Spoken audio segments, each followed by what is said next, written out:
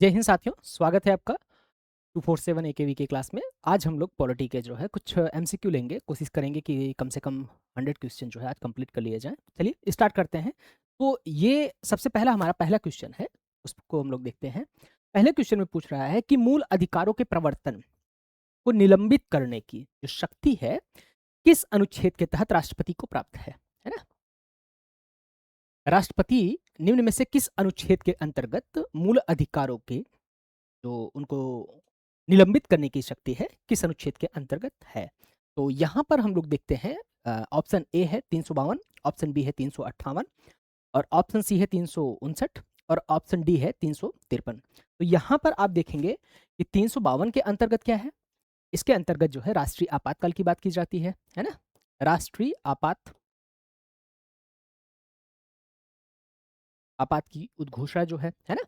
और 358 के अंतर्गत जो है अनुच्छेद 19 है ना, अनुच्छेद 19 के निलंबन की बात कही गई है, जो कि जब राष्ट्रीय आपात उद्घोषणा की जाएगी उस दरमियान है ना, उस वक्त 358 के अंतर्गत अनुच्छेद 19 से संबंधित जो मूल अधिकार हैं वे स्वतः निलंबित हो जाते हैं। जबकि जो राष्ट्रपति की शक्ति है कि वह मूल अधिकारों से संबंधित जो प्रावधान है उनको निलंबित कर सकता है, यह किस में है 359 के अंतर्गत है ना। जैसा कि आपको पता ही है ना, संविधान में जो राष्ट्रीय आपात का प्रावधान है उसके अंतर्गत अनुच्छेद 352, 356 और 360 का जो है प्रावधान किया गया है ना। इसमें क्या शामिल किया गया है, 360 में वित्तीय आपात की बात की गई है, 356 में जो है राष्ट्रपति शासन की बात है ना, जिसे हम राज्य में आपातकाल जो लागू किया जाता है उसकी बात की गई है, और 352 के अंतर्गत राष्ट्रीय आपात को जो है शामिल किया गया है ना। चलिए अगले क्वेश्चन की तरफ हम लोग आगे बढ़ते हैं। दूसरे क्वेश्चन को दूसरे प्रश्न में देखते हैं क्या है। समानता के अधिकार की बात की गई है ना। समानता के अधिकार निम्न में से किस अनुच्छेद के तहत उपाधियों के अंत की बात की गई है ना। उपाधियों को समाप्त करने की जो इससे संबंधित जो प्रावधान है निम्न में से किस अनुच्छेद के अंतर्गत है ना। अनुच्छेद 14, अनुच्छेद 16, सी है अनुच्छेद 17 और डी है अनुच्छेद 18 है ना। तो आपको बताना है निम्न में से कौन सा अनुच्छेद है। तो यहाँ पर कौन सा अनुच्छेद आएगा। अनुच्छेद 14 के अंतर्गत क्या है, विधि के समक्ष समता है ना, समानता है ना, कानून के समक्ष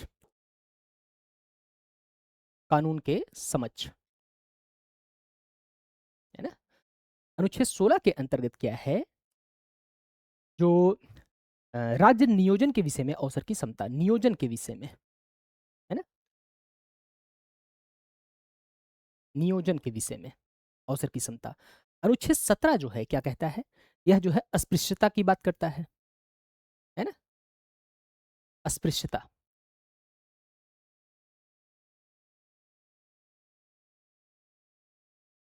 अस्पृश्यता की समाप्ति की बात करता है। और अनुच्छेद 18 जो है उपाधियों के अंत की बात करता है ना। तो इसके अंतर्गत जो है शामिल किया गया है। तो यहाँ पर कौन सा ऑप्शन सही होगा, ऑप्शन डी है ना। चलिए अगले क्वेश्चन की तरफ हम लोग आगे बढ़ते हैं, देखते हैं तीसरे प्रश्न को पढ़िए। इसके अंतर्गत पूछा जा रहा है कि अनुच्छेद 21(1) को है ना, अनुच्छेद 21(1) को संविधान में किस संशोधन के द्वारा जोड़ा गया है ना। तो सबसे पहले ये आप समझिए कि अनुच्छेद 21(1) है क्या, है ना। अनुच्छेद 21 क्या है, 6 वर्ष से लेकर 14 वर्ष के आयु के जो बच्चे हैं उनको शिक्षा से संबंधित जो अधिकार दिया गया है उसकी बात की गई है ना। 6 वर्ष से लेकर 6 से 14 वर्ष के बच्चों को है ना, जो प्रारंभिक शिक्षा है, प्रारंभिक शिक्षा का अधिकार है ना, इसे शामिल किया गया है इस अनुच्छेद के अंतर्गत। इसे जो है 86वें संविधान संशोधन अधिनियम 2 के अंतर्गत शामिल किया गया है ना। दरअसल में जो मूल कर्तव्य है ना, उसमें भी इसको शामिल किया गया है और मूल अधिकार के अंतर्गत भी इसे जो है रखा गया है। तो ये आपको ध्यान में रखना है कि 86वें संविधान संशोधन अधिनियम 2002 के अंतर्गत इसे शामिल किया गया है ना। चलिए आगे बढ़ते हैं अगले क्वेश्चन की तरफ। चौथा क्वेश्चन लेते हैं, किस वाद में सर्वोच्च न्यायालय ने यह माना कि मूल अधिकार और नीति निर्देशक तत्व पूरक है ना, एक दूसरे के पूरक के रूप में है। ये ना तो एक दूसरे के विपरीत हैं और ना एक दूसरे के समकक्ष हैं, है ना, बल्कि एक दूसरे के पूरक हैं, है ना। तो किस वाद के अंतर्गत? नंबर 1 पे है चमकंदोरई राजनवाद में, है ना, 1951। दूसरा है बी में गोलकनाथवाद 1967 में। सी है केशवानंद भारतीवाद 1973, है ना। और डी है मिनर्वा मिल्सवाद, है ना। तो ये आपको पता होना चाहिए कि ये चारों जो वाद हैं वे काफ़ी महत्वपूर्ण हैं, है ना। तो इसमें से किस अधिकार सॉरी किस वाद में मूल अधिकार एवं नीति निर्देशक जो तत्व हैं उसको एक दूसरे का पूरक माना गया है ना। तो यहाँ पे डी ऑप्शन सही है। ये ध्यान में रखना है कि मिनर्वा मिल्स वाद में 1980 के अंतर्गत जो है सुप्रीम कोर्ट ने ये माना कि मूल अधिकार और राज्य के नीति निर्देशक तत्व जो है एक दूसरे के पूरक हैं, है ना। चलिए आगे बढ़ते हैं। अच्छा, राज्य के नीति निर्देशक तत्व संविधान में कहाँ पर शामिल किए गए हैं? मूल अधिकार जो है भाग 3 के अंतर्गत है ना, भाग 3 में। और जबकि भाग 4 में क्या है? नीति निर्देशक तत्व, है ना, डीपीएसपी। ये आपको ध्यान में रखना है ना। चलिए अगले क्वेश्चन की तरफ बढ़ते हैं। पांचवा क्वेश्चन देखते हैं। पांचवा क्वेश्चन में पूछा जा रहा है कि अनुच्छेद 19 के अंतर्गत, है ना, अनुच्छेद 19 के अंतर्गत मूल रूप से कितनी स्वतंत्रताएं प्रदान की गई थी? मूल रूप से पूछा रहा है। ये आपको ध्यान में रखना है कि मूल रूप से अर्थात जब संविधान बनकर निर्मित हुआ था, है ना, तो उस समय की बात की जा रही है। 1949 में कितने प्रकार की स्वतंत्रताएं दी गई हैं? उस समय अनुच्छेद 19 के तहत 7 प्रकार की स्वतंत्रताएं दी गई थी, जबकि वर्तमान में क्या है? वर्तमान में मुख्य रूप से 6 प्रकार की स्वतंत्रताएं हैं, है ना, 19 एक के अंतर्गत जो प्रदान की गई हैं। उसमें क्या किया गया है कि जो संपत्ति का अधिकार है ना, उसे अब समाप्त कर दिया गया है ना। संपत्ति के अधिकार को समाप्त कर दिया गया है। तो ये आपको ध्यान में रखना है कि वर्तमान में अद यदि आपसे प्रश्न पूछा जाएगा कि वर्तमान में कितने हैं, तो वर्तमान में 6 अधिकार हैं, है ना, 6 अधिकार। कौन सा अधिकार समाप्त किया गया है वर्तमान में? वर्तमान समय में मुख्य रूप से जो आप कह सकते हैं कि संपत्ति से संबंधित अधिकार है ना, संपत्ति का अधिकार। इसे कब समाप्त किया गया था?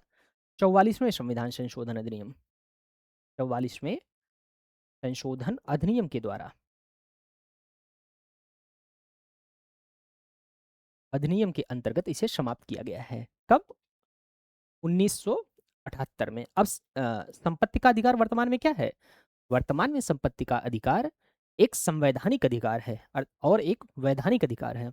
अच्छा, मूल अधिकार, संवैधानिक अधिकार और वैधानिक अधिकार तीनों जो है अलग अलग हैं, है ना। तो इसमें आपको अंतर पता होना चाहिए। चलिए आगे बढ़ते हैं, अगले क्वेश्चन को देखते हैं। छठा क्वेश्चन, है ना। चलिए पढ़िए, इसके अंतर्गत क्या पूछा जा रहा है? इसमें पूछा जा रहा है कि संपत्ति का अधिकार को मूल अधिकारों की सूची से कब हटाया गया? अभी जस्ट व्याख्या किया गया, है ना। इसमें पूछा जा रहा है कि संपत्ति के अधिकार को मूल अधिकारों की सूची से कब समाप्त किया गया, कब इन्हें जो है हटाया गया, है ना। तो चलिए देखिए, 42वें संविधान संशोधन, 44वें संविधान संशोधन, 25वें संविधान संशोधन और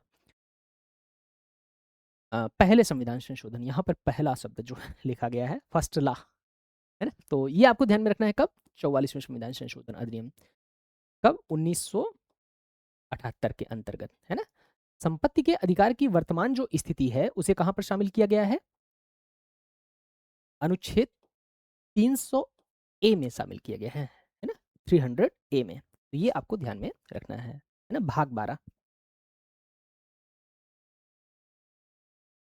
के अंतर्गत इसे रखा गया है।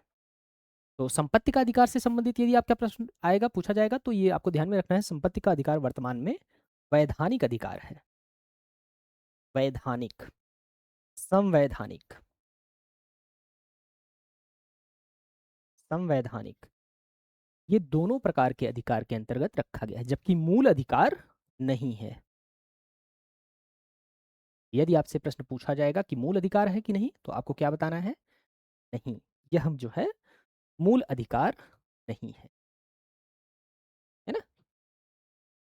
चलिए अगले प्रश्न पर हम लोग बढ़ते हैं, देखते हैं क्वेश्चन नंबर 7, है ना? इसमें देखते हैं क्या इसकी पूछा जा रहा है इसमें। वर्तमान में संपत्ति का अधिकार जो है किस अनुच्छेद के तहत विधिक अधिकार है ना? देखिए अभी जो है इस प्रश्न की व्याख्या जस्ट पहले की गई है। देखिए जो प्रश्न का सीक्वेंस बनाया गया है कितना बेहतरीन है कि पिछले प्रश्न की जो व्याख्या की जा रही है आपको उसी प्रश्न से आगे जो है प्रश्न वो आपके बनते चले जा रहे हैं, है ना? चलिए, तो वर्तमान में संपत्ति का अधिकार किस अनुच्छेद के तहत विधिक अधिकार है? तो इसमें कौन सा ऑप्शन सही होगा? अनुच्छेद 31 नहीं, ये तो गलत है ना? 19 एक एफ के अंतर्गत ये भी गलत है ना? 301 के अंतर्गत, है ना? 301 के अंतर्गत नहीं, तो ये आपको ध्यान में रखना है ना? तो यहाँ पर कौन सा ऑप्शन सही हो रहा है? यहाँ पर सी ऑप्शन सही होगा, है ना? चलिए, तो ये आपको ध्यान में रखना है।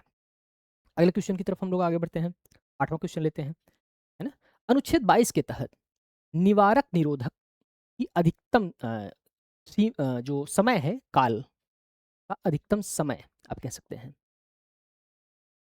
किसी व्यक्ति को निवारक निरोधक जो कानून बनाया गया है उसके अंतर्गत अनुच्छेद 22 के अंतर्गत उसे अधिकतम कितने माह तक जो है निवारक के रूप में रखा जा सकता है ना? भारतीय संविधान की एक सबसे खास बात क्या है? उसके अंतर्गत सारे विषयों को शामिल किया गया है ना? राष्ट्र की सुरक्षा को प्राथमिकता देते हुए, देश की संप्रभुता को प्राथमिकता देते हुए, है ना? यद्यपि इसकी काफ़ी आलोचना भी की जाती है, ये जो निवारक निरोधक संबंधी जो इसमें प्रावधान किए गए हैं, है ना? तो पहला ऑप्शन है ए, 1 माह, दूसरा ऑप्शन है 2 माह, सी ऑप्शन है 3 माह और डी ऑप्शन है 6 माह। तो ये आपको ध्यान में रखना है कि 3 माह तक, है ना? किसी व्यक्ति को निवारक निरोधक अधिनियम के अंतर्गत जो है अधिकतम 3 माह तक नज़रबंद किया जा सकता है। चलिए, 9वें क्वेश्चन की तरफ हम लोग आगे बढ़ते हैं, है ना? 9वें क्वेश्चन के अंतर्गत क्या पूछा जा रहा है कि अल्पसंख्यकों को अपनी भाषा लिपि, अल्पसंख्यकों से संबंधित जो अधिकार है उसकी बात की जा रही है। अपनी भाषा लिपि और संस्कृति को संरक्षित रखने का अधिकार किस अनुच्छेद में शामिल किया गया? किस अनुच्छेद के अंतर्गत है ना? तो अनुच्छेद 28 के अंतर्गत ऑप्शन ए, ऑप्शन बी है अनुच्छेद 29, ऑप्शन सी है अनुच्छेद 30 और ऑप्शन डी है अनुच्छेद 31, है ना? तो आप लोग बताइएगा किस अनुच्छेद के अंतर्गत इसे रखा गया है ना? तो ये आपको ध्यान में रखना है, अनुच्छेद 29 के अंतर्गत इसे रखा गया है ना? जो अल्पसंख्यकों को अपनी भाषा एवं लिपि से को संरक्षित करने का प्राधिकार सौंपा गया है, अधिकार सौंपा गया है, किस अनुच्छेद के अंतर्गत है? अनुच्छेद 29 के अंतर्गत, है ना? इसके अंतर्गत कहा गया है कि भारत भारत का जो भूभाग है, भारत का जो राज्य क्षेत्र है, इसके अंतर्गत जो अल्पसंख्यक हैं, उन्हें अपनी भाषा एवं लिपि को, है ना? संरक्षित रखने का अधिकार सौंपा गया है और उसे उसके लिए जो है प्रयास कर सकते हैं, है ना? तो भाषा, लिपि एवं संस्कृति की बात की गई है। अच्छा, अनुच्छेद 28 क्या है? ये जो है धार्मिक अधिकार है ना? धार्मिक। और अनुच्छेद 30 जो है शिक्षण संस्थाओं के जो है स्थापना से संबंधित है ना? तो ये आपको ध्यान में रखना है। धार्मिक शिक्षा की बात की गई है यहाँ पर, है ना? अनुच्छेद 28 के अंतर्गत। और अनुच्छेद 30 के अंतर्गत मुख्य रूप से क्या कहा गया है? अल्पसंख्यकों को शिक्षण संस्थान, है ना? अल्पसंख्यकों को शिक्षण संस्थान, शिक्षण संस्थान की बात की गई है ना? और अनुच्छेद 31 जो है इसे समाप्त कर दिया गया है ना? यही जो है संपत्ति के अधिकार से ये जो है संबंधित था, है ना? तो इसे जो है वर्तमान में क्या किया गया है? समाप्त कर दिया गया। तो यहाँ पर कौन सा ऑप्शन सही होगा? ऑप्शन बी, है ना? चलिए, 9वां क्वेश्चन हो गया, है ना? अब आगे बढ़ते हैं हम लोग 10वें प्रश्न पर, देखते हैं। अधिकार परीक्षा जो रिट होती है ना? सुप्रीम कोर्ट के द्वारा जो या फिर हाई कोर्ट के द्वारा जो रिट जारी की जाती है उसकी बात की जा रही है। अधिकार परीक्षा रिट का संबंध किससे है ना? अवैध निरोध से मुक्ति के लिए, पहला ऑप्शन। ऑप्शन बी है जो है लोक पद पर अवैध कब्जे को रोकना, है ना? ऑप्शन सी है अधीनस्थ न्यायालयों को रोकना और ऑप्शन डी है लोक पदाधिकारी को कर्तव्य पालन का आदेश देना। तो बताइएगा निम्न में से कौन सा ऑप्शन सही होगा? फिर से एक बार प्रश्न आप पढ़िएगा। अधिकार परीक्षा, है ना, कौन जारी करता है? अनुच्छेद 32 के अंतर्गत सुप्रीम कोर्ट 5 प्रकार के रिट जारी कर सकता है ना? बंदी, प्रत्यक्षीकरण, प्रतिषेध, अधिकार परीक्षा, उत्प्रेषण, है ना?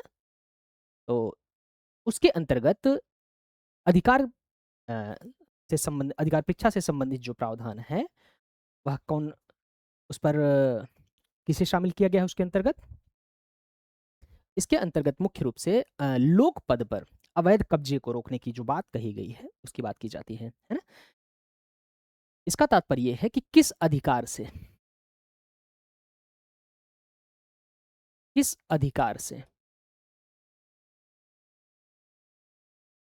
ये जो है सुप्रीम कोर्ट तब जारी करता है जब किसी सार्वजनिक जो पद है ना, लोक प्राधिकारी से संबंधित अवैध कब्जे को लेकर हो, है ना? सार्वजनिक जो कार्यालय हैं, उन पर यदि कोई व्यक्ति अवैध रूप से अपना जो है नियंत्रण स्थापित करके या फिर कार्य कर रहा है। मान लीजिए, जैसे इसको एक उदाहरण के तौर पे समझते हैं कि कोई व्यक्ति जो है किसी कार्यालय में नियुक्त है, जबकि वह अ, जो मानदंड है नियुक्ति से संबंधित या फिर जो अन्य प्रावधान है, उसका जो है पालन नहीं करता है या फिर उसको पूरा नहीं करता है ना? तो इससे संबंधित ये अधिकार परीक्षा, और किस प्राधिकार से कार्य करने को भी इसमें शामिल किया गया है। कार्य करने को भी, है ना? कि आपने किस प्राधिकार के अंतर्गत यह कार्य किया है। तो ये जो है ऑप्शन बी यहाँ पर सही होगा, है ना? चलिए अगला क्वेश्चन लेते हैं हम लोग, है ना? 12वें क्वेश्चन को देखते हैं। अनुच्छेद 32 के तहत सर्वोच्च न्यायालय को कौन सी शक्ति प्राप्त नहीं है? निम्न में से कौन सी शक्ति सर्वोच्च न्यायालय को अनुच्छेद 32 के अंतर्गत प्राप्त नहीं है ना? रिट जारी करना, मूल अधिकारों को संशोधित करना, ऑप्शन सी है निर्देश देना, ऑप्शन डी है आदेश देना, है ना? तो यहाँ पर कौन सा ऑप्शन सही होगा 12वें में? देखिए, रिट जारी करना ये तो जाहिर सी बात है, ये सही है, रिट जारी कर सकते हैं। निर्देश भी दे सकते हैं, निर्देश देना, है ना? परमादेश, आदेश, है ना?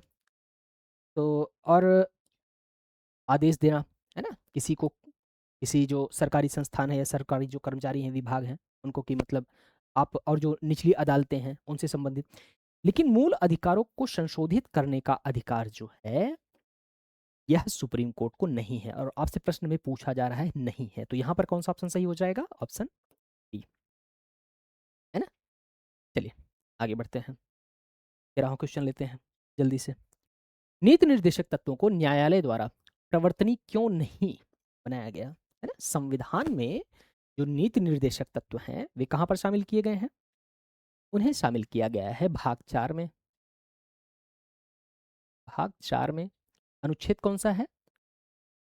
36 से लेकर 51 तक, है ना?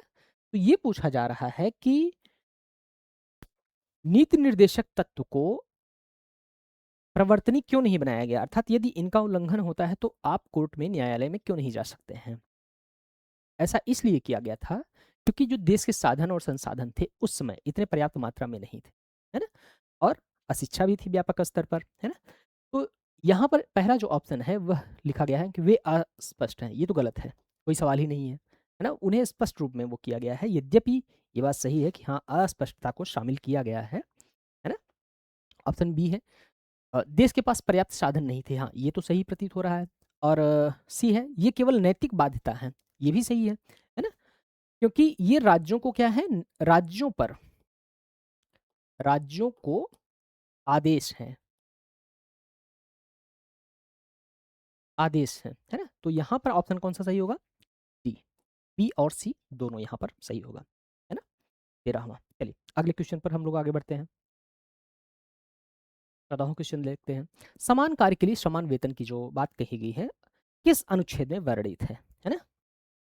अनुच्छेद 38 पहला ऑप्शन, ऑप्शन बी है अनुच्छेद 39D, ऑप्शन सी है अनुच्छेद 40, और ऑप्शन सी है अनुच्छेद 40 और ऑप्शन डी है 41, है ना? तो 14वें क्वेश्चन का जवाब दीजिएगा, है ना? इसमें से कौन सा ऑप्शन सही होगा? चलिए यहाँ पर देखिए, अनुच्छेद 39D के अंतर्गत इसे शामिल किया गया है ना? अनुच्छेद 39D के अंतर्गत शामिल करते हुए जो है क्या कहा गया है कि स्त्री और पुरुषों के लिए, है ना? स्त्री और पुरुषों को पुरुषों को समान कार्य के लिए समान वेतन, समान कार्य के लिए समान वेतन की बात की गई है ना? जबकि अनुच्छेद 40 के अंतर्गत क्या शामिल किया गया है? अनुच्छेद 40 के अंतर्गत ग्राम पंचायतों की बात की गई है ना? इसके अंतर्गत ग्राम पंचायत,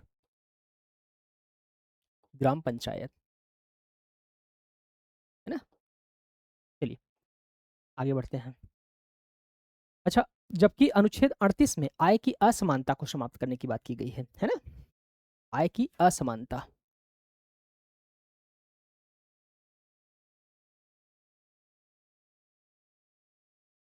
आय की असमानता को समाप्त करने की बात कही गई है। अगले क्वेश्चन को देखते हैं हम लोग। क्वेश्चन नंबर 15 पर बढ़ते हैं।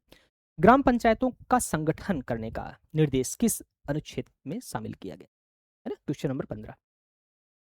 अभी हम लोगों ने पिछले क्वेश्चन में इस बात की चर्चा किया है ना कि अनुच्छेद 40 जो है क्या है, मुख्य रूप से ये देखिए अनुच्छेद 40 के अंतर्गत ग्राम पंचायतों की बात की जा रही है ना? तो ये क्वेश्चन तो आसानी से आप सॉल्व कर लेंगे।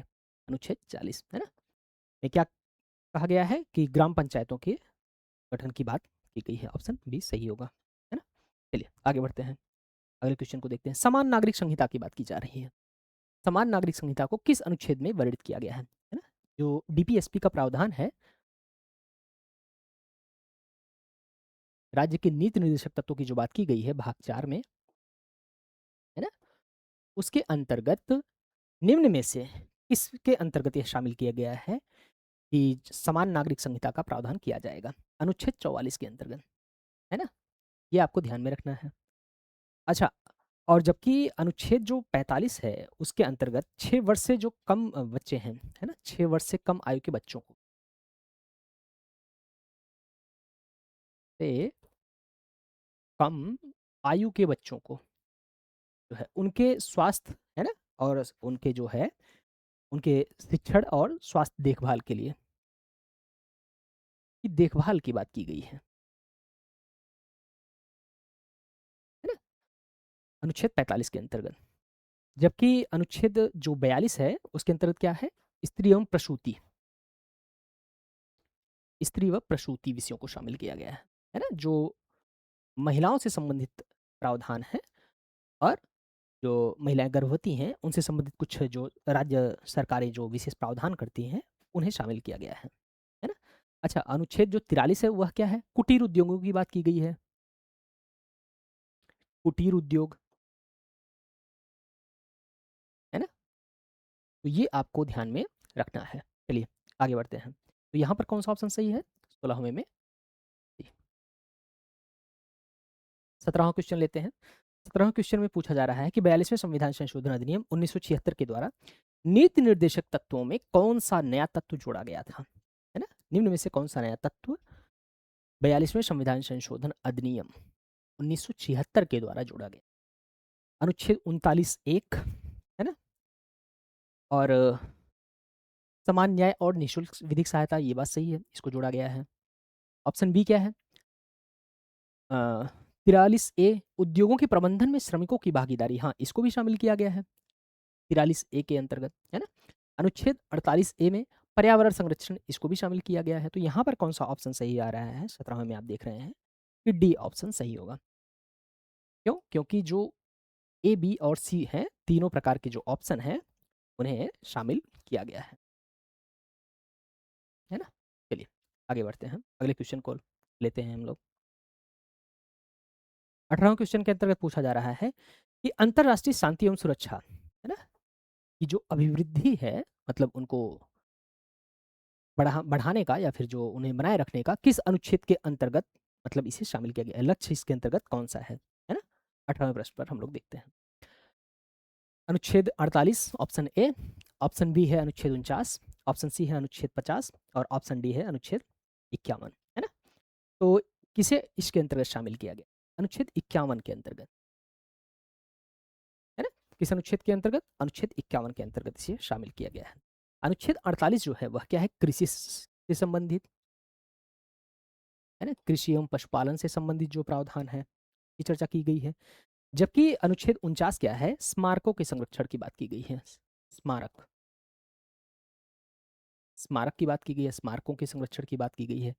और अनुच्छेद 50 के अंतर्गत क्या है, न्यायपालिका को कार्यपालिका से पृथक्करण की बात की गई है। न्यायपालिका व कार्यपालिका के पृथक्करण के, है ना, अलग करने का प्रावधान, है ना। तो यहाँ पर अनुच्छेद 51 के अंतर्गत क्या शामिल किया गया है कि राज्य का क्या कर्तव्य हो गया होगा, अंतर्राष्ट्रीय शांति एवं सुरक्षा को लागू करने से संबंधित जो प्रावधान है उनकी बात की गई है ना। चलिए आगे देखते हैं, अगला क्वेश्चन लेते हैं। 19वें प्रश्न पर हम लोग आते हैं। इसमें पूछा जा रहा है कि किस संशोधन द्वारा, निम्न में से किस संशोधन के द्वारा नीति निर्देशक तत्वों को मूल अधिकार में प्राथमिकता दी गई है, मूल अधिकारों पर प्राथमिकता दे दी गई है ना, ये प्रश्न पूछा जा रहा है। तो ऑप्शन ए है 24वें संविधान संशोधन अधिनियम, ऑप्शन बी है 25वां संविधान संशोधन अधिनियम, और ऑप्शन सी है 42वां संविधान संशोधन, और ऑप्शन डी है 44वां संविधान संशोधन। तो निम्न में से किस संविधान संशोधन के अंतर्गत नीति निर्देशक तत्वों को मूल अधिकारों पर प्राथमिकता दी गई है ना। तो इसमें कौन सा संविधान संशोधन सही होगा, 42वें संविधान संशोधन अधिनियम के द्वारा, है ना। क्यों, क्योंकि 42वें संविधान संशोधन अधिनियम के अंतर्गत जो है 1976 में, 1976 के अंतर्गत क्या शामिल किया गया कि जो अनुच्छेद 31C है ना, 31C में जो प्रावधान है, अनुच्छेद 31C के अंतर्गत जो प्रावधान शामिल किया गया है, इनको जो है नीति निर्देशक तत्वों के मूल अधिकारों पर प्राथमिकता को प्रदान किया गया है ना। इसके अंतर्गत 39B, 39B और C, है ना, पर जो है प्राथमिकता दी गई है ना। तो ये आपको ध्यान में रखना है। अच्छा, 24वां जो संविधान संशोधन है वह संसद की जो है संशोधन की शक्ति से संबंधित है, संसद की शक्ति से संबंधित, है ना। जबकि जो 44वां संविधान संशोधन है वह कब है, 1978 में, है ना। यह संपत्ति के अधिकार को क्या करता है, संपत्ति के अधिकार को मूल अधिकार से हटाकर संवैधानिक अधिकार की श्रेणी में अनुच्छेद 300A के अंतर्गत जो है शामिल किया गया है। चलिए अगले क्वेश्चन की तरफ बढ़ते हैं। क्वेश्चन नंबर 20 देखते हैं। इसमें क्या पूछा जा रहा है कि मिनर्वा मिल्स जो वाद है ना, उसे उससे संबंधित प्रश्न है कि मिनर्वा मिल्स वाद 1980 में सर्वोच्च न्यायालय में किस संशोधन के किस भाग को असंवैधानिक घोषित था, है ना, इसमें पूछा जा।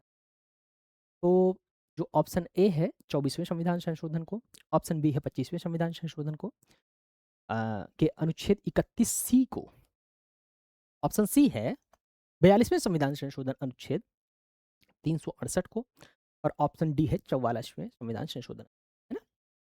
तो इसमें आपको बताना है कौन सा सही होगा। इसके अंतर्गत 42वें संशोधन अधिनियम को जो है अनुच्छेद 368 को असंवैधानिक घोषित किया गया था मिनर्वा मिल्स वाद में 1980 में। तो इसके अंतर्गत सुप्रीम कोर्ट ने क्या कहा, यह जो है मुख्य रूप से संविधान जो संशोधन संबंधी प्रावधान था, है ना, 368 जिसके अंतर्गत शामिल किया गया है, उसमें यह प्रावधान किया गया कि उससे संबंधित जो न्यायालय की शक्तियां हैं, है ना, न्यायालय में जो चुनौती देने से संबंधित प्रावधान था, न्यायालय में चुनौती,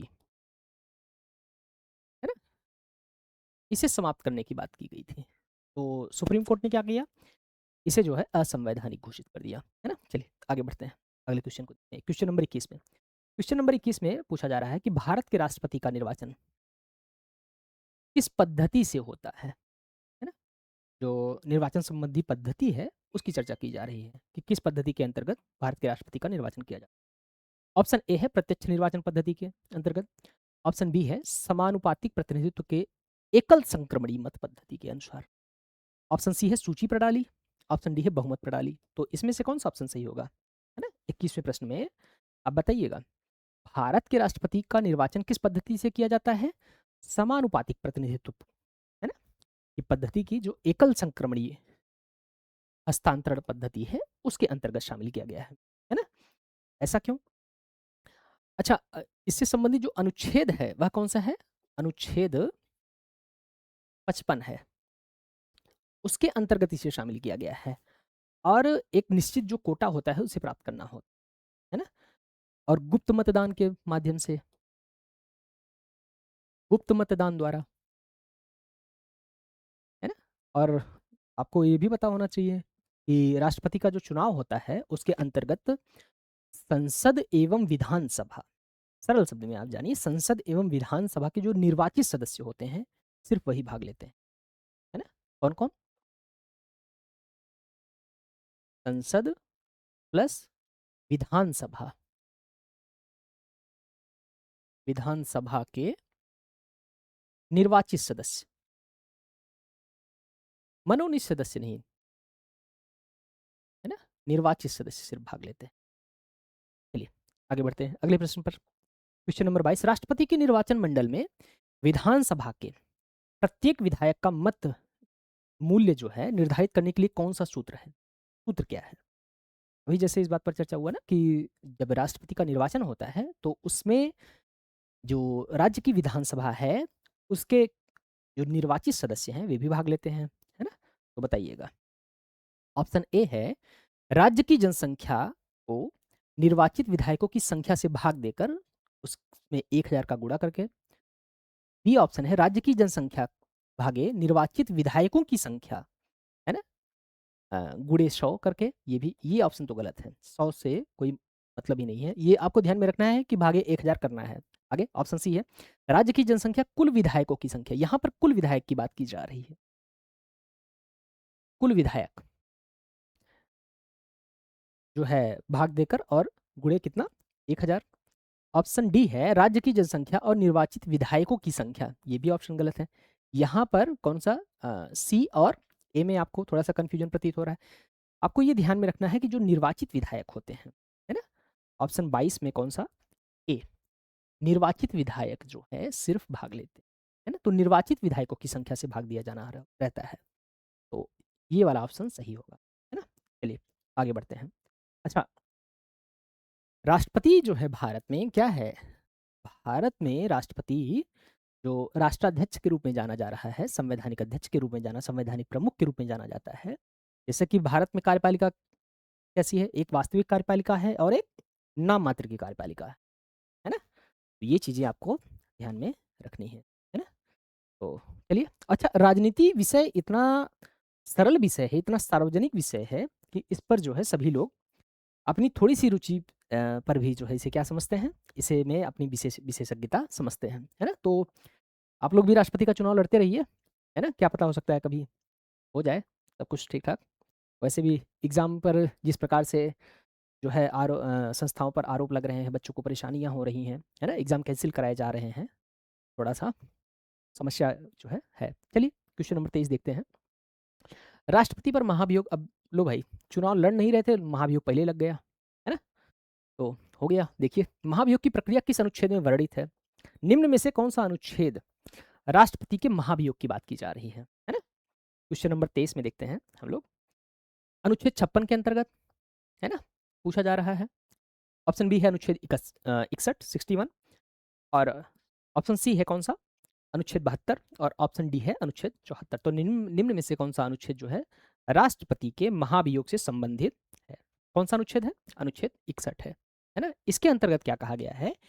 इसके अंतर्गत इस बात को शामिल किया गया है कि राष्ट्रपति पर जो है संविधान का उल्लंघन करने पर जो है क्या होगा, उस पर महाभियोग की प्रक्रिया शुरू की जाएगी। अच्छा, महाभियोग की प्रक्रिया जो शुरू की जाएगी 14 दिन पूर्व, 14 दिन पूर्व जो है नोटिस देना पड़ेगा राष्ट्रपति को। पहले आप नोटिस दीजिए कि आपके खिलाफ जो है महाभियोग की प्रक्रिया शुरू करने जा रहे हैं, और संसद के किसी सदन में, है ना, किसी भी सदन में शुरू किया जाना है,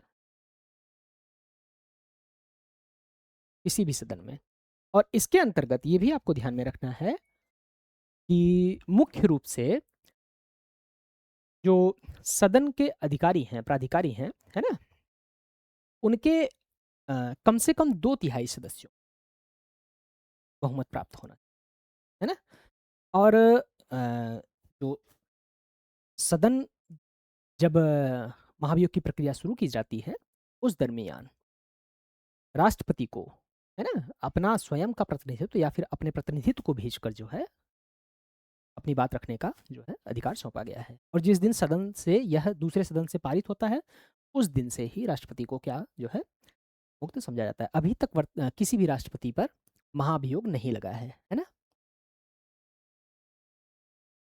किसी भी राष्ट्रपति पर नहीं लगा है। महाभियोग अभी तक नहीं शुरू किया गया है। ये आपको ध्यान में रखना है ना? चलिए। अच्छा, अनुच्छेद 74 इसमें जो है क्या है? ये मंत्रिपरिषद से संबंधित है। मंत्रिपरिषद, है ना? मिनिस्टर, काउंसिल ऑफ मिनिस्टर, है? चलिए, क्वेश्चन नंबर 24 देखते हैं।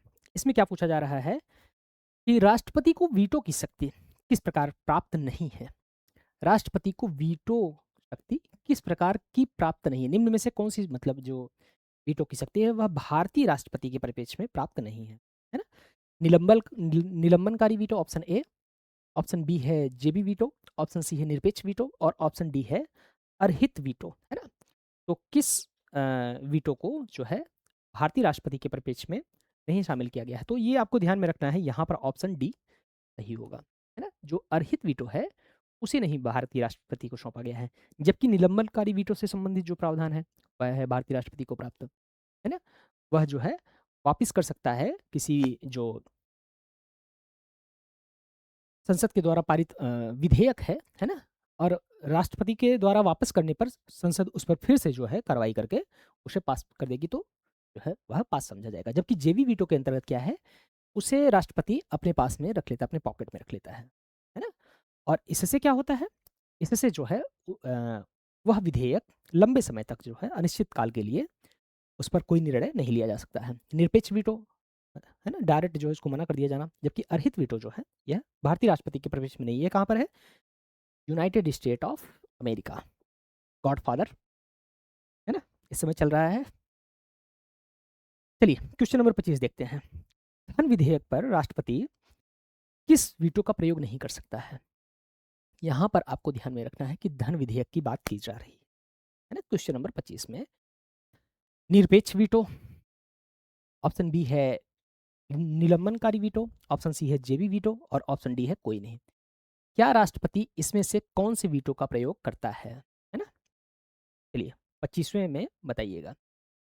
आपको ये ध्यान में रखना है, धन विधेयक के मामले में राष्ट्रपति निरपेक्ष वीटो का प्रयोग नहीं कर सकता है ना, अर्थात उससे डायरेक्ट जो है मना नहीं कर सकते हैं राष्ट्रपति। ये आपको ध्यान में रखना है ना? ऐसा क्यों? ऐसा इसलिए क्योंकि इनकी पूर्व सहमति से, है ना, पूर्व सहमति से ही जो है धन विधेयक से संबंधित जो प्रावधान है उसको शुरू किया जा सकता है। और धन विधेयक के मामले में क्या है, लोकसभा को विशेष शक्तियां प्राप्त हैं, है ना, विशेष शक्तियां, जबकि राज्यसभा को इससे संबंधित बहुत ही सीमित शक्तियां प्राप्त हैं, है ना? तो ये आपको ध्यान में रखना है। चलिए, अच्छा ये परंपरा है, ऐसा नहीं है, ये परंपरा है, ये कोई जो है कहीं पर इसका उल्लेख नहीं किया गया। चलिए आगे बढ़ते हैं। क्वेश्चन नंबर 26 में राष्ट्रपति द्वारा जारी अध्यादेश की बात की जा रही है। अध्यादेश अधिकतम कितनी, उसकी जो अवधि है कितनी हो सकती है अध्यादेश की अवधि? चलिए क्वेश्चन नंबर 26 में देखते हैं। ऑप्शन ए है 6 सप्ताह, ऑप्शन बी है 6 माह, ऑप्शन सी है 6 माह व 6 सप्ताह, ऑप्शन डी है 1 वर्ष, है ना? तो राष्ट्रपति जो अध्यादेश जारी करते हैं कौन सा आर्टिकल है? आर्टिकल 123, है ना? 123 का 4 क्या है?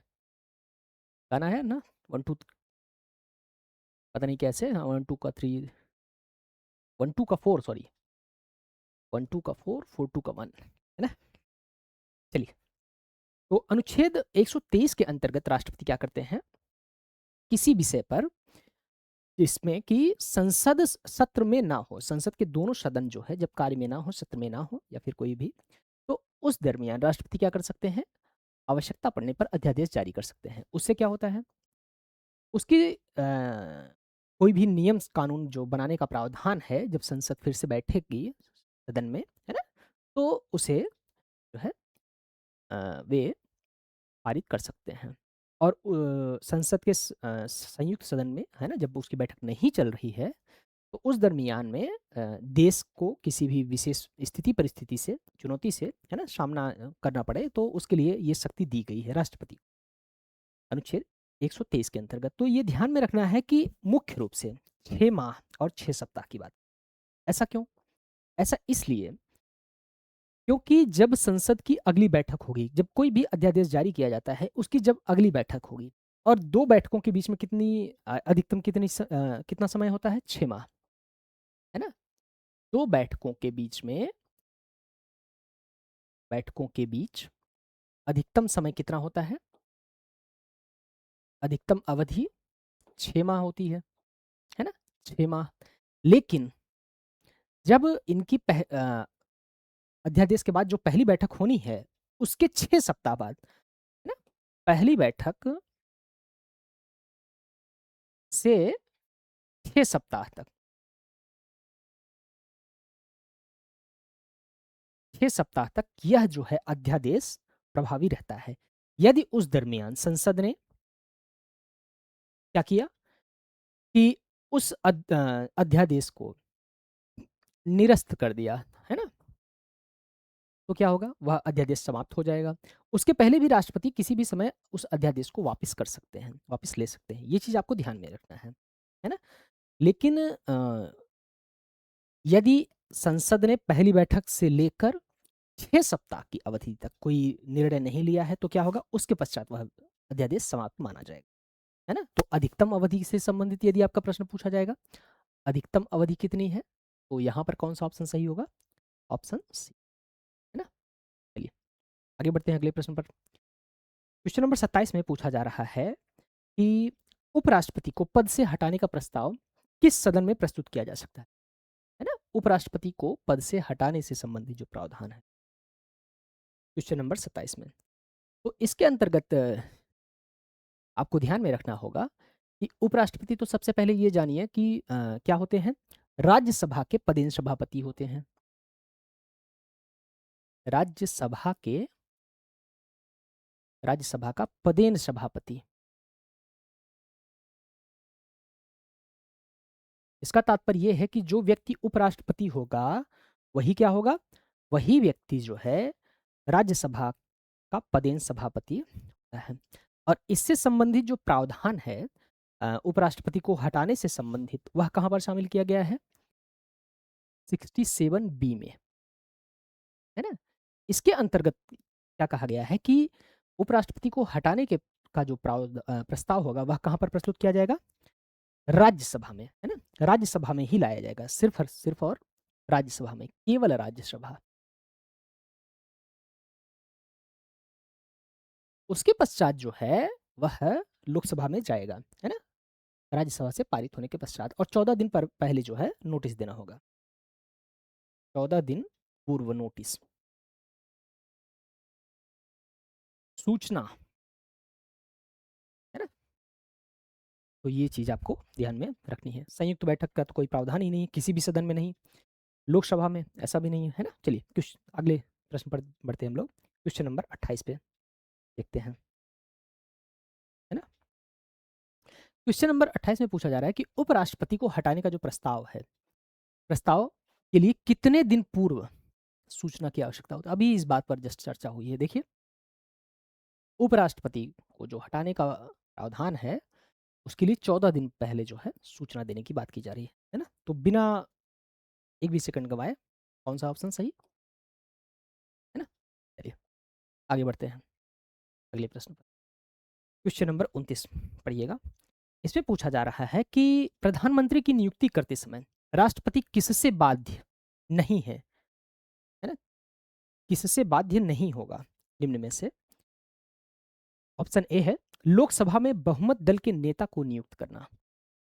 क्या ये ऑप्शन सही है कि लोकसभा में जो दल प्राप्त जो है जिस दल ने बहुमत प्राप्त किया है उसके नेता को नियुक्त करना, मंत्रिपरिषद की सलाह पर, है ना, संविधान के प्रावधान में, या फिर किसी परंपरा से? निम्न में से प्रधानमंत्री की नियुक्ति करते समय राष्ट्रपति किससे बाध्य नहीं है? इसमें से किस जो है प्रावधान से बाध्य, है ना? तो क्वेश्चन नंबर 29 में बताइए आप कौन सा सही होगा। मंत्रिपरिषद की सलाह की कोई उसका कोई सवाल ही नहीं है है ना? क्योंकि मंत्रिपरिषद का जो सलाह है, वह मायने नहीं रखेगा। ऐसा क्यों? क्योंकि लोकसभा में बहुमत जो प्राप्त दल नेता है, उसको तो नियुक्त करना ही है ना? ये तो सही होगा। संविधान में प्रावधान है इस बात को, और परंपरा भी यही रही है ना? कि यदि जो है कोई व्यक्ति लोकसभा में जो कोई राजनैतिक दल मुख्य रूप से बहुमत प्राप्त नहीं करता है, तो जो परंपराएँ हैं, उसका पालन करते हुए क्या किया जाता है, जो स दल जो है गठबंधन करते हैं, उनके जो नेता होते हैं, उनके द्वारा जो नियुक्त नेता होते हैं, उन्हें जो है वो किया जाता है। लेकिन मंत्रिपरिषद की तो भाई अभी इनका तो गठन भी नहीं किया गया है ना? तो इसकी तो कोई चर्चा ही नहीं की जानी है ना? तो ये आपको ध्यान में रखना है। चलिए, अगले क्वेश्चन की तरफ आगे बढ़ते हैं। क्वेश्चन नंबर 30 देखते हैं। मंत्रिपरिषद सामूहिक रूप से किसके प्रति उत्तरदायी होता है ना? क्वेश्चन नंबर 30 में पूछा जा रहा है कि मंत्रिपरिषद सामूहिक रूप में किसके प्रति उत्तरदायी होता है? राष्ट्रपति के प्रति, ऑप्शन ए, ऑप्शन बी है प्रधानमंत्री के प्रति, ऑप्शन सी है लोकसभा के प्रति, और ऑप्शन डी है संसद के प्रति, है ना? तो आपको बताना है। अच्छा, ये आपको ध्यान में रखना है कि अनुच्छेद 75(3) के अंतर्गत, 75(3) के अंतर्गत इस बात को शामिल किया गया है कि मंत्रिपरिषद सामूहिक रूप में लोकसभा के प्रति उत्तरदायी होगी, है ना? मंत्रिपरिषद सामूहिक रूप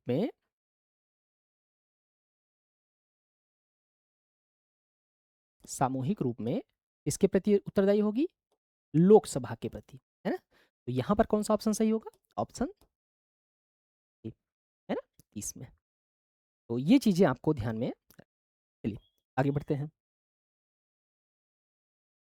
अच्छा, इस पे थोड़ी-सी और चर्चा कर लेते हैं। राष्ट्रपति जो है मंत्रिपरिषद की नियुक्ति करता है प्रधानमंत्री की सलाह पर, है ना? और जबकि प्रधानमंत्री के प्रति तो ये उत्तरदायी होते हैं, है ना?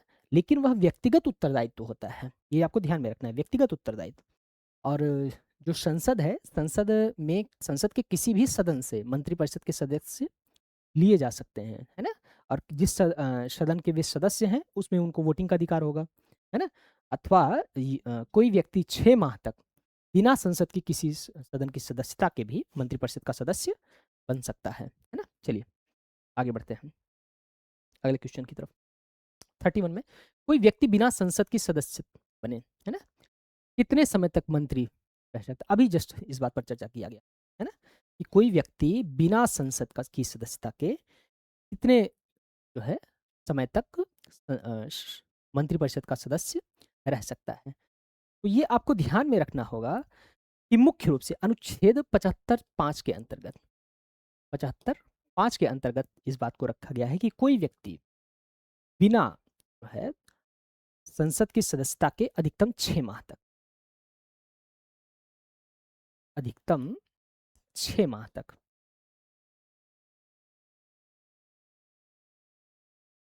मंत्रिपरिषद का सदस्य बन सकता है ना? तो यहाँ पर कौन सा ऑप्शन सही होगा? Option B.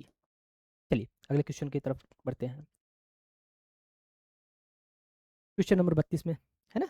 इसमें पूछा जा रहा है कि मंत्रिमंडल और मंत्रिपरिषद में मुख्य अंतर क्या है ना? मंत्रिमंडल और मंत्रिपरिषद में मुख्य अंतर क्या है? ऑप्शन ए है आकार का, ऑप्शन बी है शक्तियों का, और ऑप्शन सी है आवृत्ति का, बैठकों की आवृत्ति, सॉरी, बैठकों की आवृत्ति मतलब बैठकों की बारंबारता से संबंधित, और ऑप्शन डी है उपरोक्त सभी, है ना? तो मंत्रिपरिषद और मंत्रिमंडल से संबंधित कौन सा प्रावधान जो है सही है? तो यहाँ पर आप देखिएगा, जो मंत्रिपरिषद होती है वह क्या है? छोटी संस्था है, सॉरी वह बड़ी संस्था है ना? मंत्रिपरिषद, मंत्रिपरिषद यह क्या है? बड़ी संस्था है। और मंत्रिमंडल जो है छोटी संस्था है।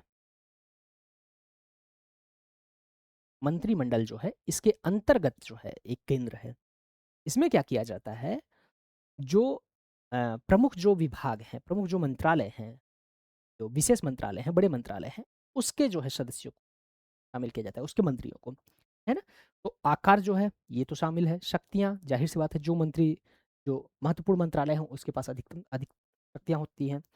और बैठकों की जो बारंबारता होती है, मंत्रिमंडल की बैठकें अक्सर करके सप्ताह में 1 बार होनी रहती है, 1 या 2 बार होती हैं, है ना? तो यहाँ पर कौन-सा ऑप्शन सही होगा? ऑप्शन डी, है ना? मंत्रिमंडल और मंत्रिपरिषद में जो है तीनों जो अंतर हैं उसे शामिल किया गया। चलिए अगले क्वेश्चन की तरफ बढ़ते हैं हम लोग। क्वेश्चन नंबर 33 देखते हैं। इसमें पूछा जा रहा है कि महान्यायवादी को संसद की किस समिति का सदस्य बनने का अधिकार है ना? निम्न में से किस समिति का जो है सदस्यता जो है महान्यायवादी को प्राप्त करने का अधिकार है?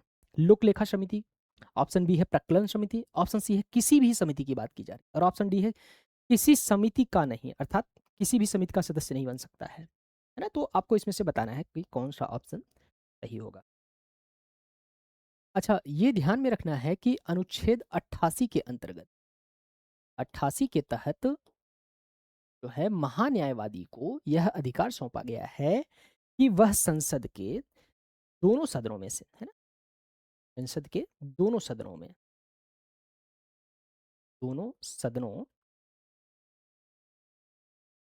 दोनों सदन की कार्यवाही में उपस्थित हो सकता है और अपनी बात को रख सकता है ना? उपस्थित हो सकता है, लेकिन वह मत नहीं देगा, ये आपको ध्यान में रखना है ना? कि उसे जो है मत देने का अधिकार नहीं है, उपस्थित व बोलने का अधिकार। भाई आप बोल तो सकते हैं, वोट नहीं देना है आपको, है ना? तो ये चीज़ें आपको ध्यान में रखनी है ना? चलिए, तो यहाँ पर कौन-सा ऑप्शन सही होगा? ऑप्शन सी, किसी भी समिति में। अगले प्रश्न पर बढ़ते हैं हम लोग, क्वेश्चन नंबर 34 देखते हैं। इसमें पूछा जा रहा है कि नियंत्रक एवं महालेखा परीक्षक का कार्यकाल कितना होता है? ये जी की बात की जा रही है। नियंत्रक एवं महालेखा परीक्षक की का जो कार्यकाल है वह कितना होता है? ऑप्शन ए है 5 वर्ष, ऑप्शन बी है 6 वर्ष, ऑप्शन सी है 65 वर्ष की आयु तक और ऑप्शन डी है 6 वर्ष या 65 वर्ष की आयु जो भी पहले हो, है ना? तो आपको बताना है कि इसमें से कौन-सा ऑप्शन सही होगा, है ना? अच्छा, अनुच्छेद ये ध्यान में रखना है कि 148 के अंतर्गत, कहाँ पर? 148 में। 148 के अंतर्गत इस बात को शामिल किया गया है कि जो नियंत्रक एवं महालेखा परीक्षक होंगे, उन्हें जो है 6 वर्ष की आयु, 6 वर्ष या 65 वर्ष की आयु, जो भी पहले हो, आयु तक, जो भी पहले होगा, उसे जो है शामिल किया गया। तो यहाँ पर कौन-सा ऑप्शन सही होगा? ऑप्शन डी, है ना? 34 में। चलिए, आगे बढ़ते हैं अगले प्रश्न पर। क्वेश्चन नंबर 35 लेते हैं। सीएजी को पद से कैसे हटाया जा सकता है? टैग से संबंधित जो पद है, अगर कोई व्यक्ति उस पर आसीन है, तो कोई विवाद होने पर या फिर कोई भी प्रश्न खड़ा होने पर उन्हें कैसे पद से हटाया जाएगा, है ना? तो इसके अंतर्गत जो ऑप्शन ए है राष्ट्रपति के आदेश से, ऑप्शन बी है सर्वोच्च न्यायालय के न्यायाधीश की भांति, है कि न्यायाधीश की तरीके से, और ऑप्शन सी है प्रधानमंत्री की सिफारिश से, और ऑप्शन डी है संसद के साधारण बहुमत से। सबसे पहले तो आप ये जानिएगा कि सीएजी जो है, सीएजी के अंतर्गत कोई भी व्यक्ति यदि अ, पद पर आसीन है तो उन्हें जो है सिद्ध कदाचार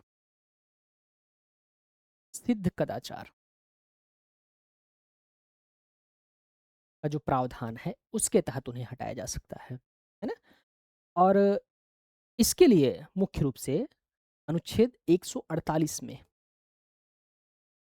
प्रावधान किया गया है और ठीक इसी प्रकार का जो प्रावधान है, जैसे सर्वोच्च न्यायालय के न्यायाधीश को हटाने का जो प्रावधान है, उसी भांति जो है सीएजी को भी पद से हटाया जा सकता है। तो ये आपको ध्यान में रखना है ना?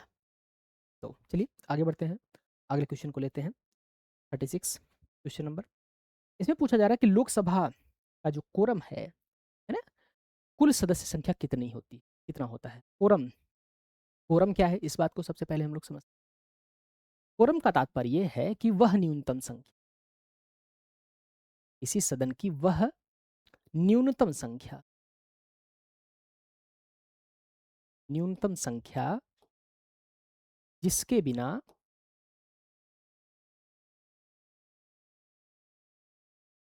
कार्यवाही नहीं शुरू की जा सकती, जिसके बिना सदन की कार्यवाही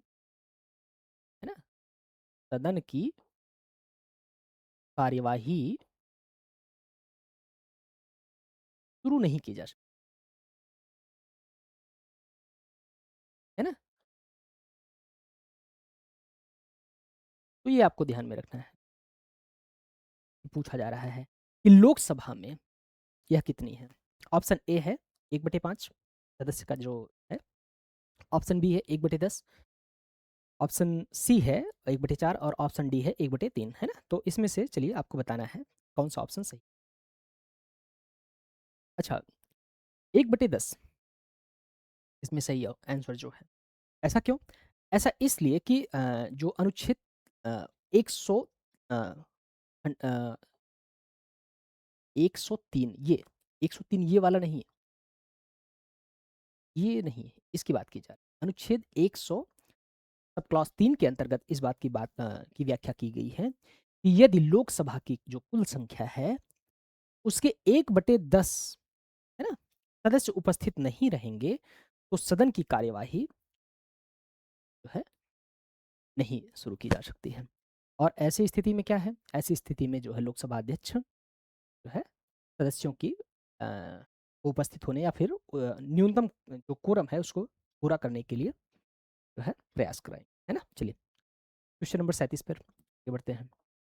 इसमें पूछा जा रहा है कि लोकसभा अध्यक्ष को पद से हटाने का प्रस्ताव पारित करने के लिए बहुमत की क्या है ना? क्या बहुमत होना चाहिए? लोकसभा का अध्यक्ष जो है ना? लोकसभा का अध्यक्ष उन्हें पद से हटाने के लिए कौन-सा बहुमत चाहिए? बहुमत तो कई प्रकार के होते हैं,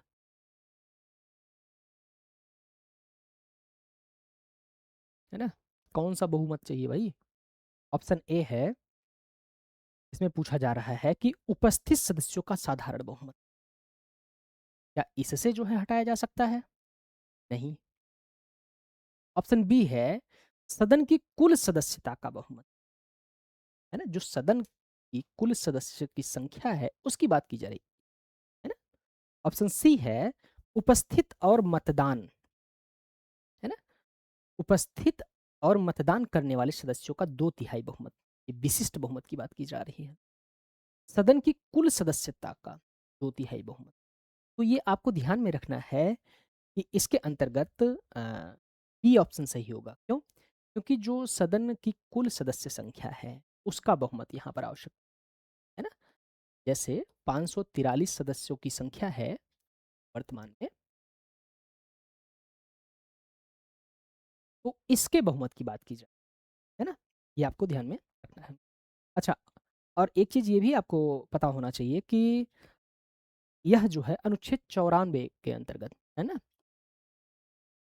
आर्टिकल 94 के जो है अंतर्गत इसे शामिल किया गया है ना? और इन्हें जो है पद से हटाने के लिए क्या करना होगा? 14 दिन पूर्व नोटिस देना होगा। 14 दिन पूर्व नोटिस। सूचना, है ना? तो कमेंट करके बताइएगा कि अभी हाल-फिलहाल में, अभी वर्तमान समय में लोकसभा के अध्यक्ष हैं कौन? है ना? सिंपल सा है, इतना तो पता ही होना चाहिए फिलहाल। चलिए क्वेश्चन नंबर 38 को देखते हैं हम लोग। इसमें पूछा जा रहा है कि शून्यकाल का उल्लेख संविधान में कहाँ है? ज़ीरो आवर का उल्लेख संविधान में कहाँ पर किया गया है? ऑप्शन ए है अनुच्छेद 85, ऑप्शन बी है अनुच्छेद 100, आर्टिकल 100, 100, है ना? ऑप्शन सी है अनुच्छेद 118 और ऑप्शन डी है कहीं पर नहीं, है ना? तो बताइएगा कि शून्यकाल से संबंधित प्रावधान कहाँ है? कहीं नहीं है। संविधान में इसकी व्याख्या कहीं नहीं की गई। ये आपको ध्यान में होना चाहिए, है ना? यह 1962 में शुरू की, 1962 में शुरू की था। और प्रश्नकाल के बाद जो है दोपहर 12 बजे बजे के पश्चात जो है इसे तुरंत शुरू किया जाता है। कब?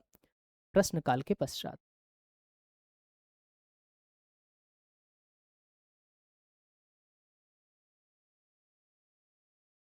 प्रश्नकाल के पश्चात दोपहर में 12 बजे के बाद,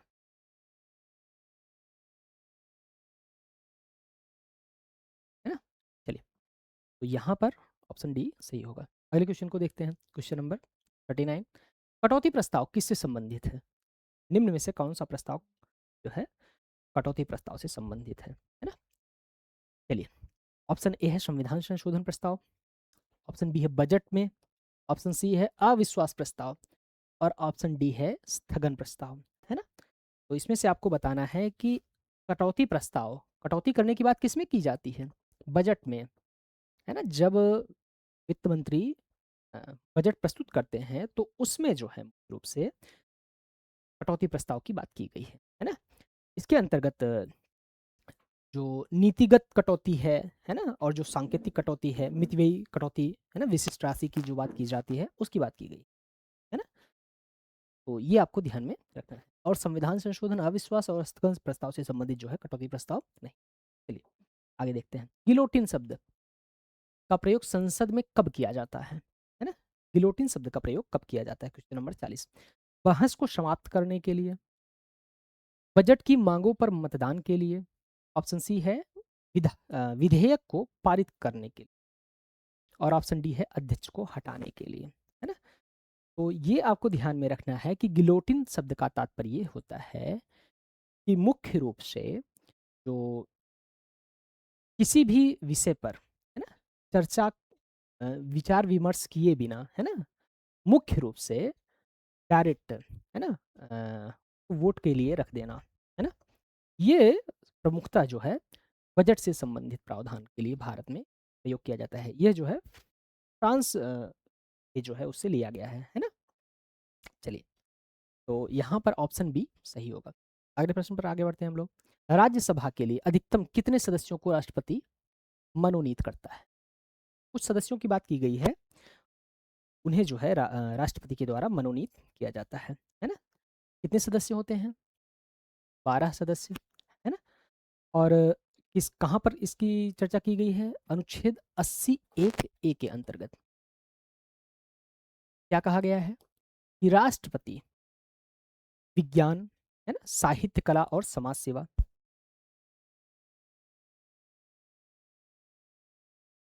साहित्य, कला, समाज सेवा, विज्ञान,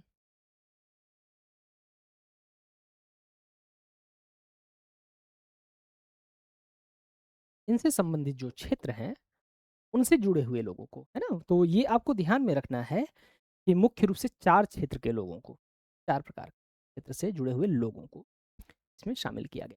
कितने सदस्य? 12 सदस्यों को। राष्ट्रपति क्या करेंगे? राज्यसभा में मनोनीत करने का अधिकार सौंपा गया है ना? चलिए, ये जो है अनुच्छेद 83 के अंतर्गत, सॉरी 83 है, ये आपको ध्यान में रखना है। चलिए आगे बढ़ते हैं अगले क्वेश्चन की तरफ। राज्यसभा में मनोनीत सदस्यों का आधार क्या है? जो सदस्य राज्यसभा में मनोनीत किए जा रहे हैं, निम्न में से किस आधार पर मनोनीत किए जा सकते हैं? है ना? राजनीति के आधार पर, साहित्य, विज्ञान और कला और समाज सेवा के आधार पर, खेल के आधार पर, उद्योग के आधार पर। तो यहाँ पर कौन सा ऑप्शन सही होगा? ऑप्शन बी, है ना? इसके अंतर्गत अनुच्छेद 83 के अंतर्गत इसे शामिल किया। राष्ट्रपति क्या करते हैं? राज्यसभा के जो 12 सदस्य हैं उन्हें नियुक्त कर सकते हैं, सॉरी मनोनीत करते हैं, है ना? जो कि मुख्य रूप से साहित्य, विज्ञान या फिर कला और समाज सेवा के क्षेत्र में जिन्होंने अपना महत्वपूर्ण योगदान दिया हो। चलिए आगे क्वेश्चन। क्वेश्चन नंबर 43, राज्यसभा की बात की जा रही है ना? राज्यसभा में कौन सी शक्ति प्राप्त नहीं है? राज्यसभा को कौन सी शक्ति प्राप्त नहीं है? निम्न में से कौन सी शक्ति राज्यसभा को प्राप्त नहीं है? धन विधेयक में संशोधन से संबंधित, ऑप्शन बी है उपराष्ट्रपति को हटाने का प्रस्ताव, ऑप्शन सी है अखिल भारतीय सेवाओं के सृजन का प्रावधान जो है उससे संबंधित शक्तियां, ऑप्शन डी है आपातकाल की उद्घोषणा का अनुमोदन करने, है ना? तो इसमें आपको बताना है 43वें में कि राज्यसभा को निम्न में से कौन सी शक्ति प्राप्त नहीं है। तो आपको क्या पता होना चाहिए कि जो धन विधेयक से संबंधित जो शक्तियां हैं उसमें राज्यसभा को जो है बहुत ही कम मात्रा में शक्तियां दी गई हैं, है ना? उसके अंतर्गत क्या कहा गया है कि राज्यसभा अधिकतम 14 दिन तक अधिकतम 14 दिनों तक इसे रोक सकता है ना? और इसके लिए यह संशोधन नहीं करेंगे धन विधेयक में। इन्हें क्या कहा गया है? इन्हें जो है सिफारिश करने का अधिकार सौंपा गया है ना? सिफारिश।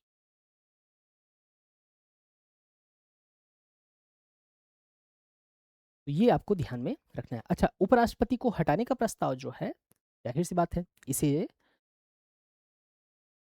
कहाँ पर रखा जाएगा? राज्यसभा में, है ना? और अखिल भारतीय सेवाओं के सृजन की जो बात की गई है, उससे संबंधित जो अधिकार सौंपे गए हैं, वे भी जो है राज्यसभा को दिए गए हैं। और आपातकाल की उद्घोषणा के अनुमोदन से संबंधित जो अधिकार हैं, उसमें भी राज्यसभा को शक्तियां हैं, है ना? चलिए क्वेश्चन नंबर 44 देखते हैं। इसमें पूछा जा रहा है कि संयुक्त बैठक की अध्यक्षता कौन करता है? जो संसद की संयुक्त बैठक, संसद की संयुक्त बैठक, संयुक्त बैठक, है ना? की अध्यक्षता निम्न में से कौन करता है? ऑप्शन ए है राष्ट्रपति, ऑप्शन बी है उपराष्ट्रपति, और ऑप्शन सी कौन है? लोकसभा के अध्यक्ष, और ऑप्शन डी है मुख्य रूप से प्रधानमंत्री, है ना? तो आपको बताना है कि इसमें कौन जो है संयुक्त बैठक की अध्यक्षता करता है ना? तो यहाँ पर क्या होगा सही? Option D. अनुच्छेद 118 के अंतर्गत 18(4) के अंतर्गत इस बात को शामिल किया गया है कि संयुक्त बैठक की अध्यक्षता कौन करेगा? लोकसभा का अध्यक्ष। अगर वे उपस्थित नहीं है तो कौन करेगा? उपाध्यक्ष। अगर वे भी उपस्थित नहीं है तो कौन करेगा? राज्यसभा के उपसभापति, है ना? उपसभापति। लेकिन ये आपको ध्यान में रखना है कि उपराष्ट्रपति, है ना, लोकसभा की और जो राज्यसभा की संयुक्त बैठक है, उसकी जो है अध्यक्षता नहीं, है ना? ये आपको ध्यान में, चलिए आगे बढ़ते हैं। तो यहाँ पर कौन सा ऑप्शन सही हो रहा है? लोकसभा अध्यक्ष। क्वेश्चन नंबर 44, अब तक कितनी बार संसद की संयुक्त बैठक हो चुकी है ना?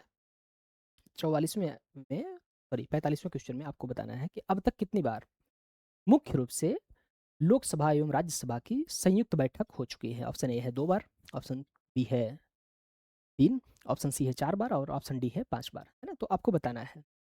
अच्छा, अभी तक मुख्य रूप से कुल मिलाकर 3 बार संसद की संयुक्त बैठक हो चुकी है ना? 1961 में, 1961 में जो है दहेज प्रथा से संबंधित जो कानून था, दहेज प्रथा, उस पर जो है संयुक्त बैठक जो पहली हुई थी, है ना? और 1978 में, 1978 में बैंकिंग अधिनियम, बैंकिंग अधिनियम से जो है जो प्रावधान था, अधिनियम था, उस पर जो है दूसरी बार बैठक हुई थी। और 2002 में, है ना, पोटा से संबंधित जो अधिनियम था, इसमें कुल मिलाकर अभी तक 3 बार संसद की संयुक्त बैठक की जा चुकी है ना? चलिए आगे देखते हैं।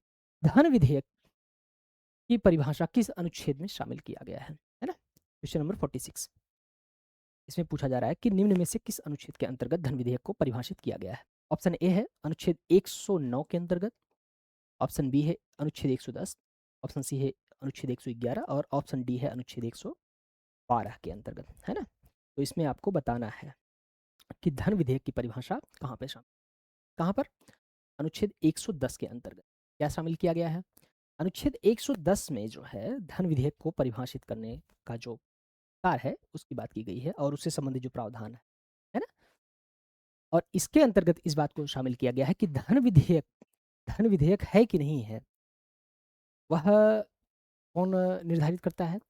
अध्यक्ष, है ना?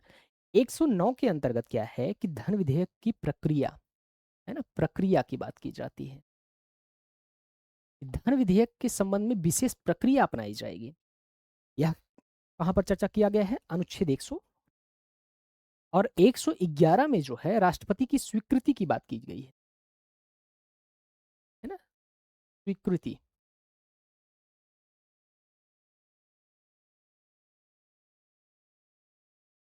स्वीकृति की बात की गई है। और अनुच्छेद 112 के अंतर्गत मुख्य रूप से जो वार्षिक वित्तीय विवरण है, वार्षिक वित्तीय विवरण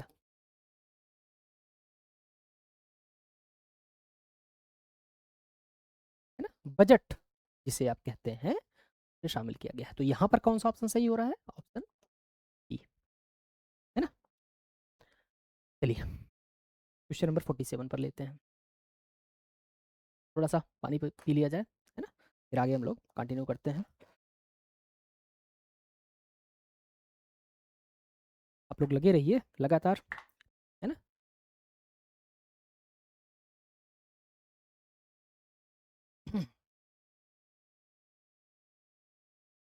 धन विधेयक से संबंधित जो है प्रश्न है, इसके अंतर्गत पूछा जा रहा है कि धन विधेयक के संबंध में लोकसभा अध्यक्ष का निर्णय कैसा होता है। लोकसभा का अध्यक्ष जो धन विधेयक से संबंधित जो निर्णय लेते हैं वह क्या है? ऑप्शन ए है परामर्श योग्य, ऑप्शन बी है अंतिम, है ना, और ऑप्शन सी क्या है? न्यायिक पुनरावलोकन के अधीन है, और ऑप्शन डी है राष्ट्रपति के अनुमोदन के अधीन, है ना। तो इसमें से कौन सा ऑप्शन सही? अच्छा, आपको ये ध्यान में रखना है कि अनुच्छेद 110(3) के अंतर्गत, 110(3) के अंतर्गत इस बात की चर्चा की गई है कि कोई विधेयक धन विधेयक है कि नहीं है, इस बात को निर्धारित करने का अधिकार किसको है? लोकसभा के अध्यक्ष को। लोकसभा के अध्यक्ष को यह प्राधिकार सौंपा गया है कि वह निर्धारित करेगा कि कोई विधेयक धन विधेयक है कि नहीं, और उसका निर्णय क्या होगा? अंतिम होगा।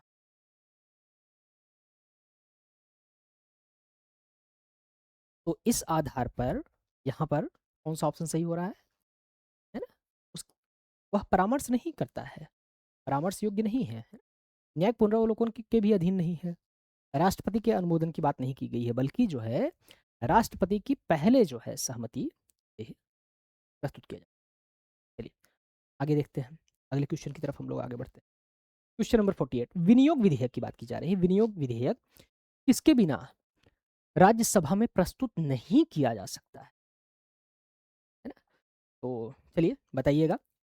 ऑप्शन ए है राष्ट्रपति की सिफारिश के बिना, ऑप्शन बी है प्रधानमंत्री की अनुमति के बिना, ऑप्शन सी है लोकसभा की अनुमति के बिना, और ऑप्शन डी है टैग की रिपोर्ट के बिना, है ना। तो इसमें से आपको बताना है कि विनियोग विधेयक बिना किसके जो है सहमति के, है ना, राज्यसभा में प्रस्तुत नहीं किया जा सकता, है ना। तो चलिए, अच्छा यहाँ पर जो है राज्यसभा नहीं होता है, यहाँ पर आपको ये ध्यान में रखना है कि संसद होता है ना। संसद, संसद की बात की जा रही है। विनियोग विधेयक किसके बिना संसद में प्रस्तुत नहीं किया जा सकता, है ना। तो अनुच्छेद 117(1) के अंतर्गत, 117(1) के अंतर्गत इस बात को शामिल किया गया है कि बिना राष्ट्रपति की सहमति के, है ना, राष्ट्रपति की पूर्व सहमति,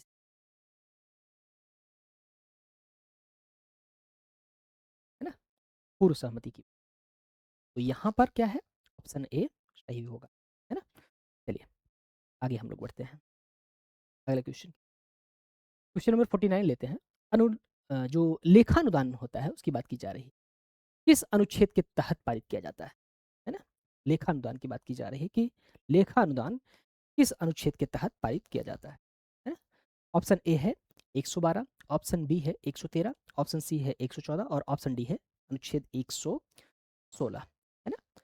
तो ये आपको ध्यान में रखना है कि लेखानुदान की जो चर्चा की गई है वह कहाँ पर की गई है? अनुच्छेद 100, है ना। इसके अंतर्गत जो है जो जब बजट प्रस्तुत किया जाता है उसकी जो उससे संबंधित लेखानुदान का जो प्रावधान है उसको शामिल किया गया है ना। 2 माह का, 2 माह के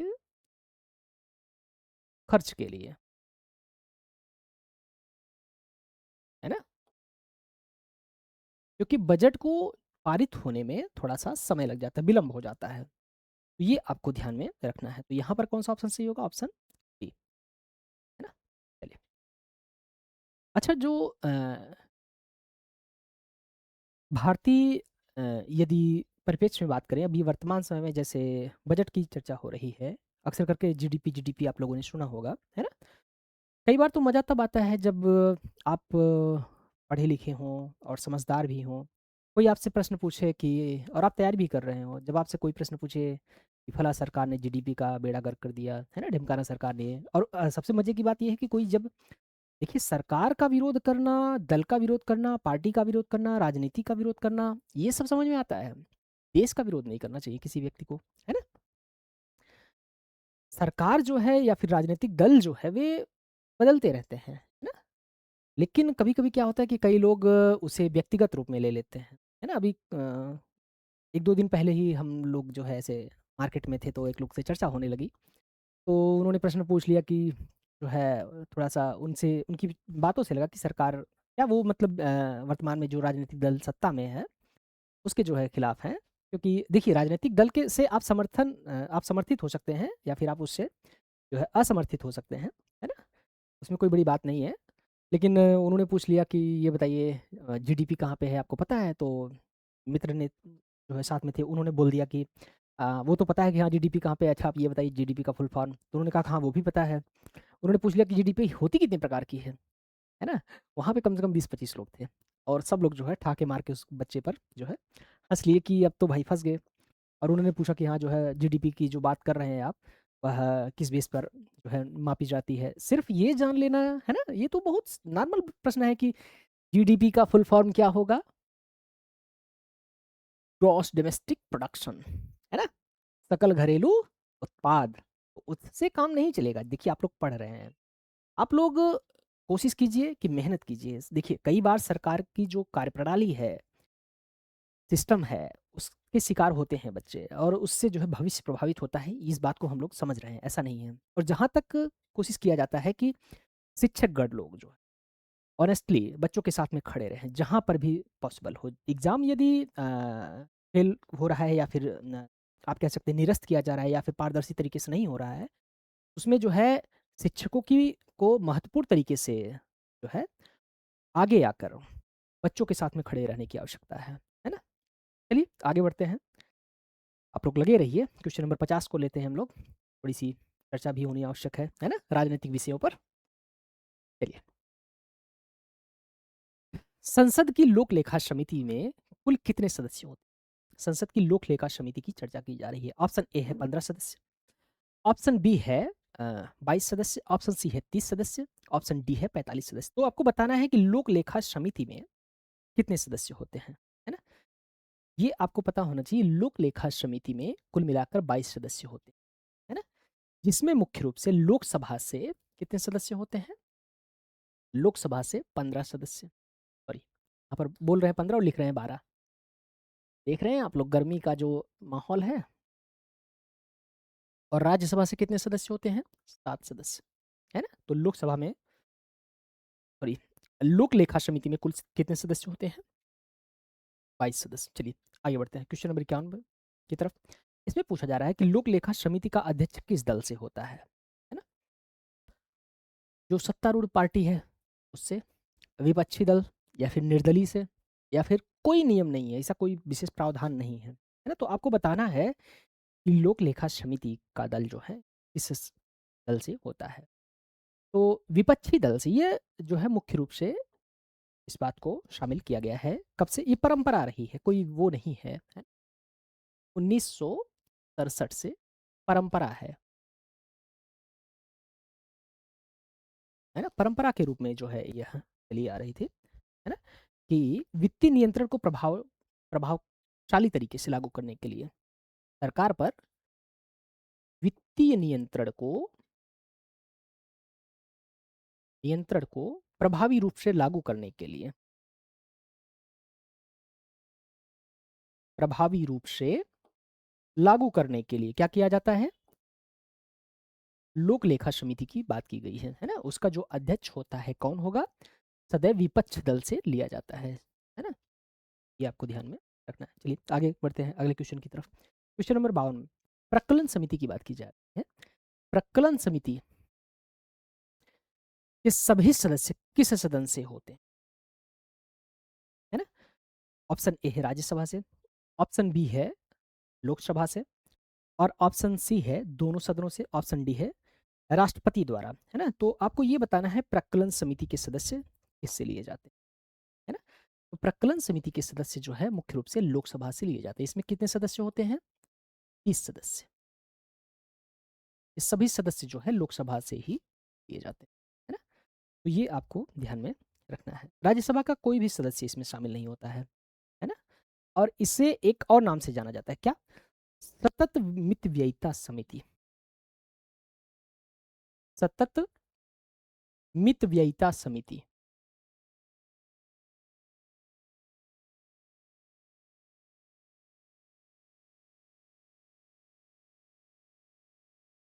यहाँ पर संसद में जो है वित्तीय नियंत्रण के लिए, है ना, सरकार के जो वित्त से संबंधित प्रावधान है उसमें कोई अनियमितता न पाई जाए उसके लिए प्रावधान किया गया है।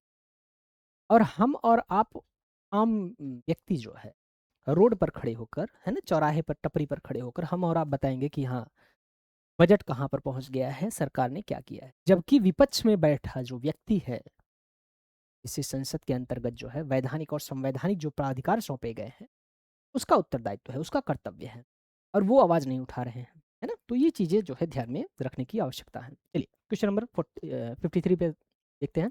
सर्वोच्च न्यायालय की स्थापना किस अधिनियम के तहत हुई है? सुप्रीम कोर्ट की स्थापना की बात की जा रही है कि निम्न में से किस अधिनियम के अंतर्गत इसकी स्थापना की गई है ना? तो जो पहला ऑप्शन है क्या है? भारत सरकार अधिनियम 1935 के अंतर्गत। ऑप्शन बी है भारतीय संविधान, है ना? ऑप्शन सी है रेगुलेटिंग एक्ट 1773 के अंतर्गत, और ऑप्शन डी है चार्टर एक्ट 1833 के अंतर्गत, है ना? तो आपको इसमें बताना है कि कब जो है मुख्य रूप से सर्वोच्च न्यायालय की स्थापना किस अधिनियम के अंतर्गत हुई, है ना? अच्छा, भारत में एकीकृत न्याय प्रणाली को अपनाया गया है ना? सर्वोच्च न्यायालय की स्थापना कब हुई है? 26 जनवरी 1950 को, है ना? तो यहाँ पर आपको क्या ध्यान में रखना है कि अनुच्छेद 124 में प्रावधान किया गया है। अनुच्छेद 124 में इसकी स्थापना की बात की गई है ना? तो यहाँ पर कौन सा ऑप्शन सही होगा? Option B. अच्छा, सर्वोच्च न्यायालय की स्थापना की बात की जा रही है किस अधिनियम के तहत? तो किस अधिनियम के तहत की गई है? 1950। जबकि यदि आपसे पूछा जाएगा कि यह सर्वोच्च न्यायालय की शक्तियां या फिर सुप्रीम कोर्ट का जो सिद्धांत है ना, या जो संघीय न्यायालय का सिद्धांत है, तो फिर आपके जो है उत्तर बदल जाएगा, है ना? तो यहाँ पर कौन सा ऑप्शन सही होगा? बी, है ना? चलिए आगे बढ़ते हैं अगले क्वेश्चन की। सर्वोच्च न्यायालय, क्वेश्चन नंबर जो है 34 में, तो सॉरी 54 देखते हैं। सर्वोच्च न्यायालय के न्यायाधीश को हटाने का जो प्रस्ताव है अ, वो संसद के प्रत्येक सदन में से कितने बहुमत से पारित होना चाहिए? सुप्रीम कोर्ट के न्यायाधीश को हटाने की बात की जा रही है ना? तो इसके अंतर्गत आप देखिए, ऑप्शन ए है साधारण बहुमत से, ऑप्शन बी है कुल सदस्यता के बहुमत प्लस उपस्थित और मतदान करने वाले सदस्यों का 2/3 बहुमत, ऑप्शन सी है कुल सदस्यता का 2/3 बहुमत, और ऑप्शन डी है उपस्थित सदस्यों का 3/4 बहुमत, है ना? तो चलिए आपको इसमें बताना है अनुच्छेद 124 4 के अंतर्गत, कहां पर? 124 4 के अंतर्गत सुप्रीम कोर्ट के न्यायाधीश को हटाने का जो प्रावधान है शामिल किया गया, और इसमें जो है कुल सदस्यों का बहुमत होना चाहिए और उपस्थित तथा मतदान करने वाले सदस्यों का 2/3 बहुमत, है ना? तो ये चीज आपको ध्यान में रखना है ना? चलिए क्वेश्चन नंबर 54 हो गया। आगे देखते हैं, अगले प्रश्न पर हम लोग आगे बढ़ते हैं। क्वेश्चन नंबर 55 में सर्वोच्च न्यायालय का जो परामर्शदायित्री जो अधिकार है, अधिकारिता है, किस अनुच्छेद के अंतर्गत है ना? निम्न में से कौन सा अनुच्छेद सुप्रीम कोर्ट का जो सलाहकारी शक्ति की बात की जा रही निम्न में से कौन सा अनुच्छेद? ऑप्शन ए है 131, ऑप्शन बी है 132, ऑप्शन सी है 143 और ऑप्शन डी है 144, है ना? तो इसके अंतर्गत आपको बताना है किस अनुच्छेद के अंतर्गत शामिल किया गया है। 143 के अंतर्गत, अनुच्छेद 143 में इस बात को शामिल किया गया है कि राष्ट्रपति, कौन? राष्ट्रपति सार्वजनिक जो विषय हैं या फिर विधि के से संबंधित कोई तथ्य है ना? विधि के किसी प्रश्न पर क्या करेगा? उन्हें सुप्रीम कोर्ट से सलाह लेने का अधिकार है ना? सर्वोच्च न्यायालय से उनकी राय जानने का, उनसे परामर्श करने का अधिकार सौंपा गया है ना? ये आपको ध्यान में रखना है ना? और जो केरल शिक्षा विधेयक है, केरल शिक्षा विधेयक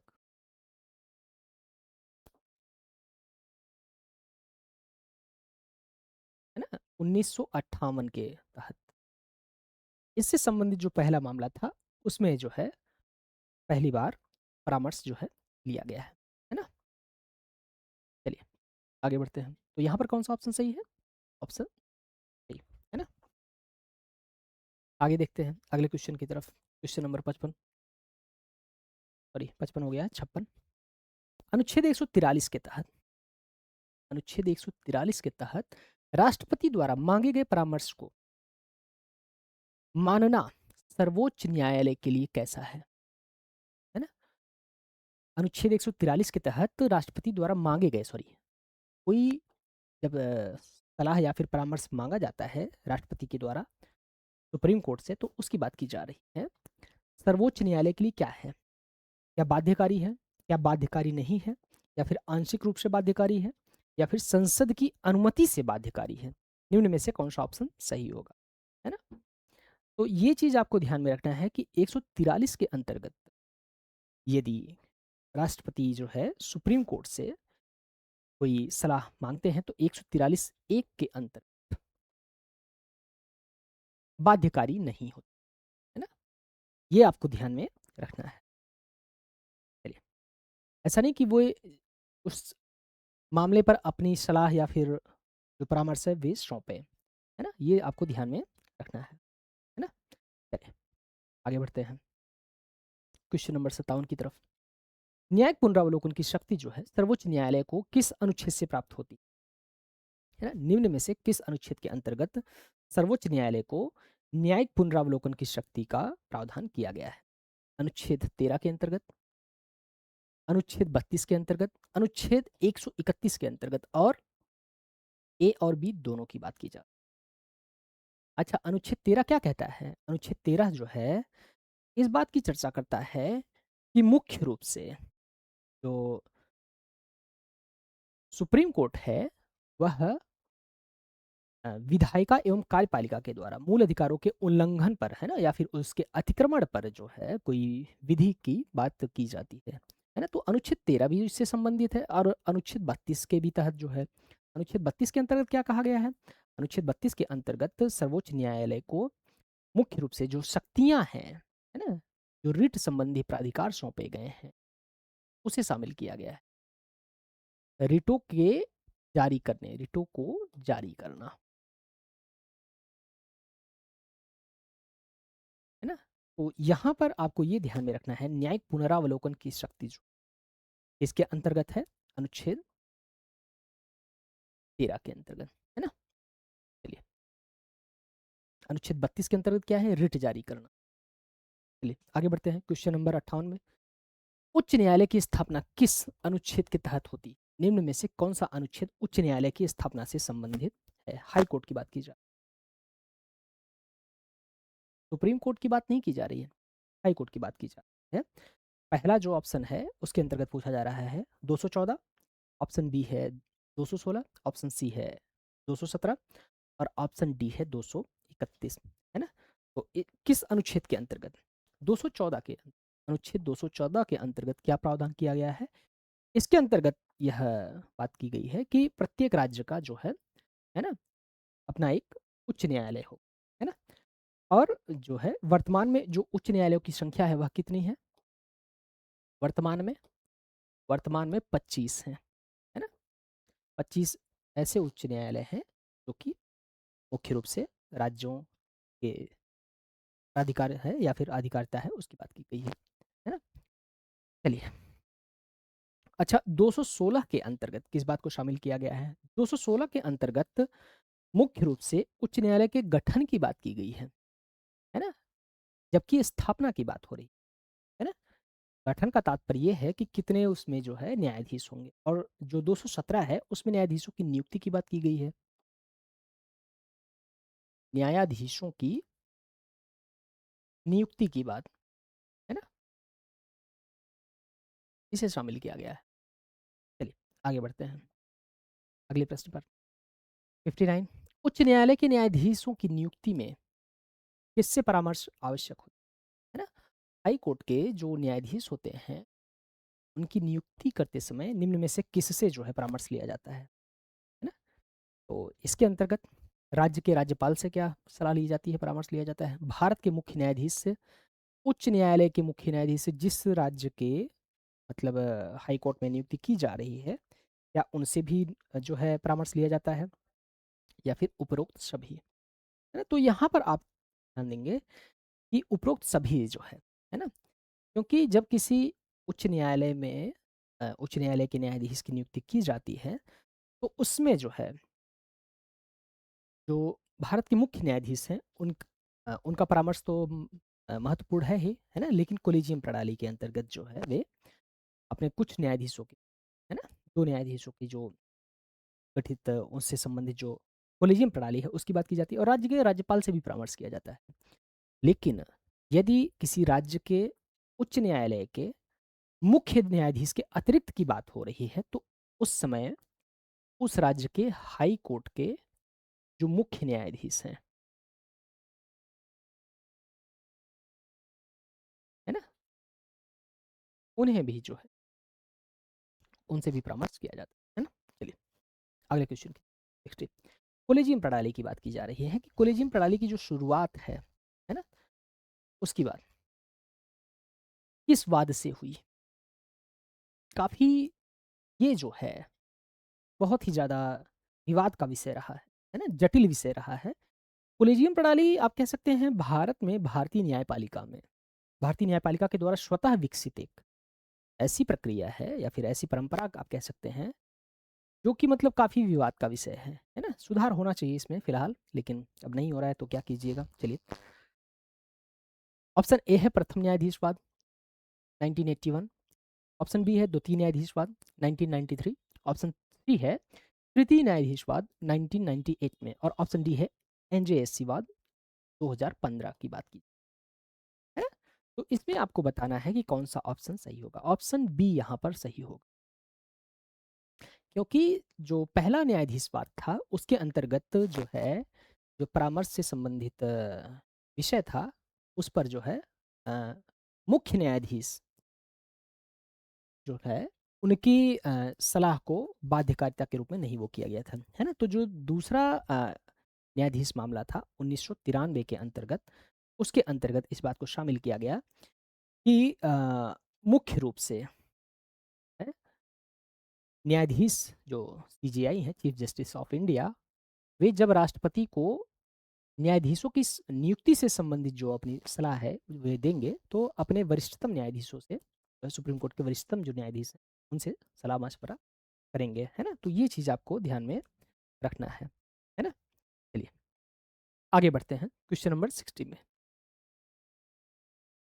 अच्छा, एनजेएससी ये जो है इसे निरस्त घोषित कर दिया गया है, ये आपको ध्यान में रखना है। एनजेएससी जो वाद है यह मुख्य रूप से 2015 के अंतर्गत इसे निरस्त घोषित कर दिया गया, है ना? क्वेश्चन नंबर 61, राष्ट्रीय आपातकाल की उद्घोषणा संसद के द्वारा अनुमोदन कितने समय में आवश्यक है? राष्ट्रपति के द्वारा जब राष्ट्रीय आपातकाल की उद्घोषणा की जाती है तो वह संसद के द्वारा अनुमोदन कितने समय में हो जाना चाहिए, है ना? तो इसमें आप देखिएगा, ऑप्शन ए है 14 दिन, ऑप्शन बी है 1 माह, ऑप्शन सी है 2 माह, ऑप्शन सी है और सॉरी डी है 6 माह, है ना? तो आपको ये ध्यान में रखना है कि अनुच्छेद 352 352(4) के अंतर्गत इसे शामिल किया गया है। क्या? कि 1 माह के भीतर जो है, जब आपातकाल की उद्घोषणा होती है, तो उसे संसद के सदन से जो है पारित होना आवश्यक होता है ना? यदि लोकसभा नहीं है तो राज्यसभा के द्वारा जो है 1 माह के भीतर जो है पारित होना आवश्यक होता है ना? वैसे तो दोनों जो सदन हैं उनकी बात की जाती है, लेकिन यदि दोनों सदन नहीं है, लोकसभा भंग है या फिर कार्य में नहीं है, तो आप क्या कहेंगे? उस समय राज्यसभा के द्वारा जो है इसे पारित होना आवश्यक है ना? चलिए अगले क्वेश्चन पर। राष्ट्रीय आपातकाल निरंतर जारी रखने के लिए संसद का अनुमोदन कितने समय बाद आवश्यक है ना? वहां पर जो है राष्ट्रीय आपातकाल के शुरू होने की बात की गई थी, है ना? यहाँ पर निरंतर जारी रखने की बात की जा रही कि उसे लगातार फिर से वो करने के लिए कितने समय के बाद? प्रत्येक 6 माह बाद, प्रत्येक वर्ष, प्रत्येक 2 वर्ष, एक बार के अनुमोदन पर्याप्त है। तो यहाँ पर आपको बताना है कि क्या है ऑप्शन। तो यहाँ पर प्रत्येक 6 माह के बाद जो है शामिल किया गया है। ये आपको अच्छा, ऐसा क्यों? कि 44वें संविधान संशोधन अधिनियम, 44वें संविधान संशोधन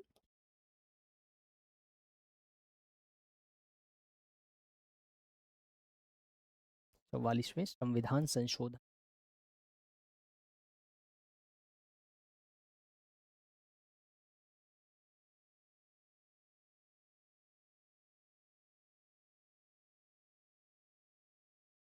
1978 के माध्यम, है ना?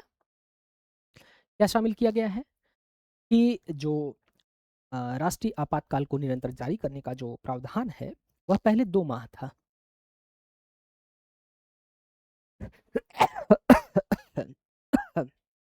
सॉरी, फिलहाल थोड़ा एसी बंद कर दिया जाए, नहीं तो पता लगा अभी ओले बरसने लगेंगे, है ना?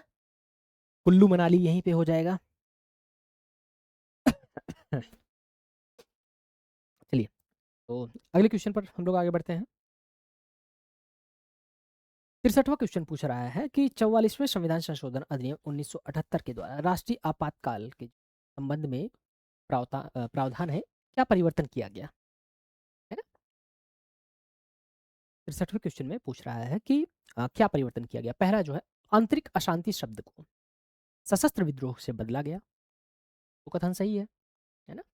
मंत्रिमंडल की लिखित सिफारिश की आवश्यकता की गई, ये भी कथन सही है। ए और बी दोनों सही है। और ऑप्शन डी क्या है? कोई परिवर्तन नहीं किया गया। नहीं भाई, परिवर्तन तो किया गया है जनाब। ऑप्शन सी सही है, क्योंकि ए और बी, इसमें जो है क्या परिवर्तन किया गया कि पहले जो है आंतरिक अशांति शब्द किया गया था। राष्ट्रीय आपातकाल की जो बात की गई है अनुच्छेद 352 के अंतर्गत, इसमें राष्ट्रीय आपातकाल की के अंतर्गत सशस्त्र विद्रोह, पहले क्या था? युद्ध या फिर आक्रमण की बात की गई थी, है ना? और भारत में आंतरिक अशांति शब्द इसे 44वें संविधान संशोधन अधिनियम के अंतर्गत इसे अब बदल कर क्या कर दिया गया है? इसे काटकर सशस्त्र विद्रोह, है ना? क्योंकि जब राष्ट्रीय आपातकाल लागू किया गया था तो उस समय ये काफी विवाद का विषय था, है ना?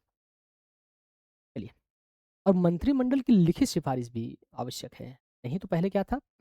प्रधानमंत्री इंदिरा गांधी ने सबसे पहले जो है अ, राष्ट्रपति को राष्ट्रपति शासन लगाने की सिफारिश कर दी, बाद में उन्होंने जो है मंत्रिमंडल को सूचित किया। तो ये चीज़ें आपको ध्यान में रखने की आवश्यकता है। चलिए आगे बढ़ते हैं अगले क्वेश्चन की तरफ। 64, राष्ट्रपति शासन की अधिकतम अवधि कितनी हो सकती है? राष्ट्रपति शासन की बात की जा रही है ना? कि अधिकतम अवधि कितनी हो सकती है? अच्छा, ऑप्शन ए है 6 माह, ऑप्शन बी है 1 वर्ष, ऑप्शन सी है 3 वर्ष, है ना? और ऑप्शन डी है अनिश्चितकाल के लिए, है ना? तो यहाँ पर आपको बताना है कि निम्न में से कौन सा ऑप्शन सही होगा कि राष्ट्रपति शासन की अधिकतम अवधि कितनी होगी, है ना? ऑप्शन ए क्या है? 6 माह, ऑप्शन बी क्या है? 1 वर्ष, ऑप्शन सी क्या है? 3 वर्ष, और ऑप्शन डी क्या है? अनिश्चितकाल, है ना? चलिए, तो बताइए, ऑप्शन यहाँ पर सी सही होगा, है ना? 3 वर्ष राष्ट्रपति शासन की जो बात की जा रही है, अनुच्छेद 356(4) के अंतर्गत, 356(4) के अंतर्गत क्या कहा गया है कि राज्यों में जो राष्ट्रपति शासन लगाया जाएगा, है ना, उसकी बात की गई है कि प्रत्येक 6 माह के बाद,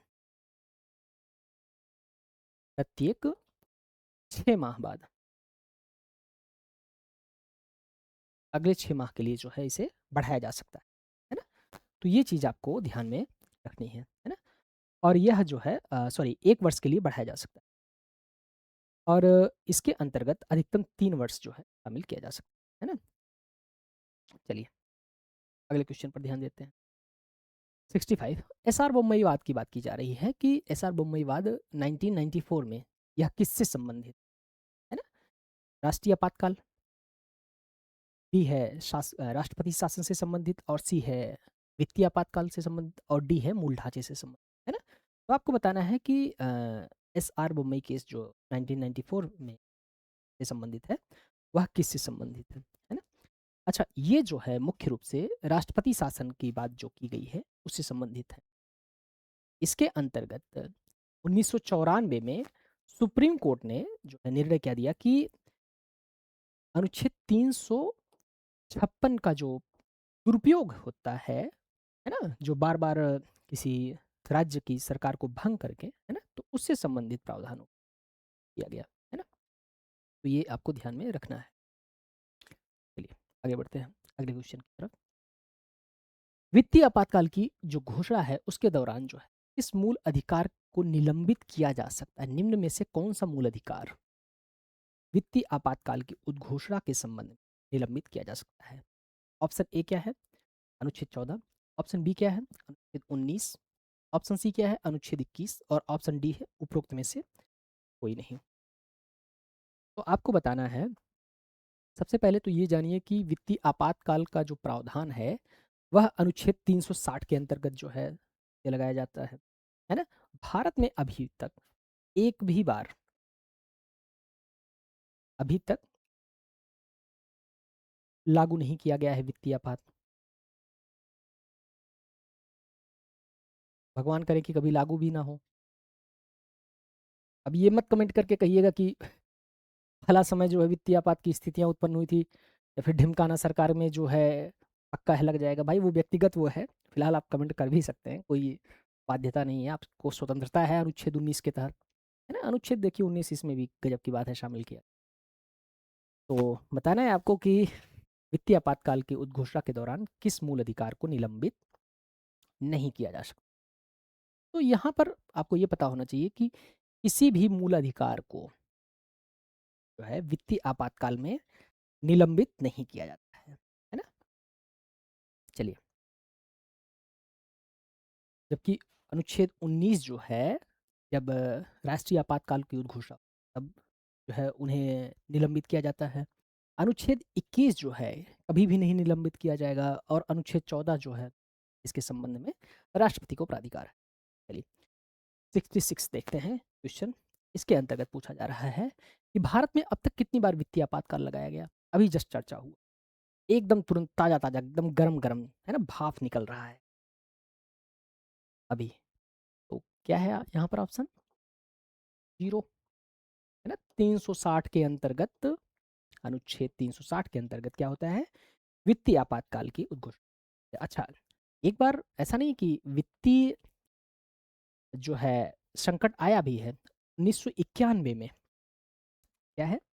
वित्तीय संकट आया भी है, वित्तीय संकट की स्थितियां उत्पन्न हुई, जबकि क्या किया गया? एलपीजी। अब यहाँ पर ये मत कहिएगा सिलेंडर वाला एलपीजी, लिक्विड पेट्रोलियम गैस, यहाँ पर एलपीजी लिबरलाइजेशन, प्राइवेटाइजेशन और ग्लोबलाइजेशन, है ना? अन्यथा क्या होता है कि आप लोग जो है दिमाग कुछ ज़्यादा ही लगा लेते हैं कई बार। चलिए फिलहाल अभी तो सब लोग जो है लाइन में लगे हुए हैं एलपीजी के, है ना? ठीक है, फिलहाल चुनौती है। देखिए देश में समस्याएं चल रही हैं, ऐसा कोई वो नहीं है, और लेकिन इस समस्या और संकट की घड़ी में जो है हम लोग एकजुट होकर सरकार के साथ खड़े हों या ना हो, राजनीतिक दलों के साथ खड़े हो या ना हो वो व्यक्तिगत मामला है, लेकिन राष्ट्र यदि संकट में है, राष्ट्र को चुनौती है, तो राष्ट्र के पक्ष में खड़े होने की आवश्यकता है। ये चीज आपको ध्यान में रखना है ना।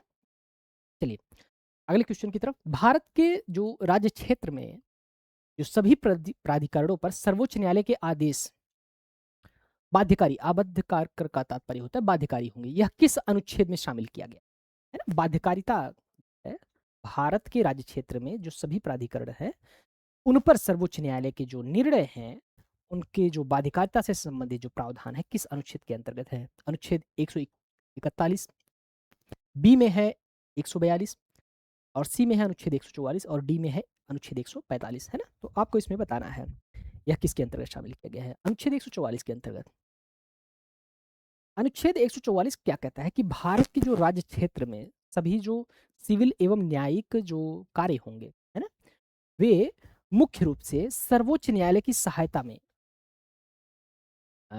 सभी जो न्याय अ, या फिर आप कह सकते हैं प्राधिकरण है, सभी न्यायालय सर्वोच्च न्यायालय की सहायता के लिए, है ना, मुख्य रूप से कार्य करेंगे, है ना।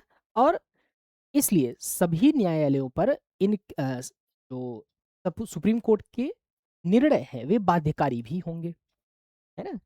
सुप्रीम कोर्ट जो भी निर्णय देता है ये ध्यान में रखना है कि वह अन्य सभी निचली अदालतों पर, हाई कोर्ट और जो छोटी अदालतें हैं उन पर मुख्य रूप से बाध्यकारी होता है ना। और अनुच्छेद 141 के अंतर्गत सुप्रीम कोर्ट के द्वारा जो प्रतिपादित विधि है वह सभी न्यायालयों पे बाध्यकारी, है ना। सुप्रीम कोर्ट के द्वारा जो विधि बनाई गई है ना, कानून की बात की जा रही है, सुप्रीम कोर्ट के द्वारा जो कानून बनाए जा रहे हैं यहाँ पर आदेश की बात की जा रही है ना। तो आदेश किसके तहत जो है बाध्यकारी है, अनुच्छेद 144 के तहत, ये आपको ध्यान में रखना है ना। और अनुच्छेद 145 क्या है, अनुच्छेद 145 जो है सुप्रीम कोर्ट के नियम की बात की गई है ना, इससे संबंधित जो नियम और प्रावधान है। चलिए आगे बढ़ते हैं, अगले क्वेश्चन को लेते हैं हम लोग। इसके अंतर्गत क्या कहा गया है पढ़िएगा 69 में, सर्वोच्च न्यायालय अभिलेखी न्यायालय होगा, अभिलेख के रूप में इसके जो है फैसलों को रखा जाएगा। इसे किस अनुच्छेद के अंतर्गत शामिल किया गया है ना। ऑप्शन ए है अनुच्छेद 129, ऑप्शन बी है 135, ऑप्शन सी है अनुच्छेद 141 और ऑप्शन डी है 145, है ना। तो आपको बताना है कि निम्न में से कौन सा अनुच्छेद यह कहता है कि सुप्रीम कोर्ट की जो निर्णय होंगे उसमें उन्हें जो है साक्ष्य के रूप में रखा जाएगा। सुप्रीम कोर्ट के सभी निर्णय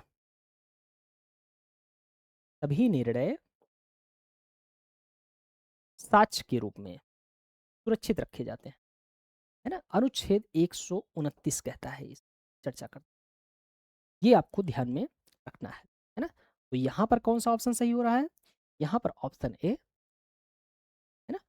अनुच्छेद 129 के तहत जो है सुप्रीम कोर्ट के जो निर्णय होते हैं वे सभी निचली अदालतों के लिए बाध्यकारी होते हैं ना, और उनका उल्लंघन नहीं किया जाता है, ये आपको ध्यान में रखना है ना। तो चलिए आगे देखते हैं अगले क्वेश्चन पर। क्वेश्चन नंबर 70 लेते हैं। संघ और राज्यों के लिए एक ही प्रकार के न्यायालय भारत ने किस देश से ग्रहण किया है ना, कि जो केंद्र एवं राज्य के लिए जो न्यायालयों की बात की जा रही है एक ही प्रकार के न्याय, वह किस देश से ग्रहण किया गया है। अमेरिका से, ऑप्शन बी है ब्रिटेन से, ऑप्शन सी है कनाडा से, ऑप्शन डी है ऑस्ट्रेलिया से, है ना। तो आपको इसमें बताना है भारत में एकीकृत न्याय प्रणाली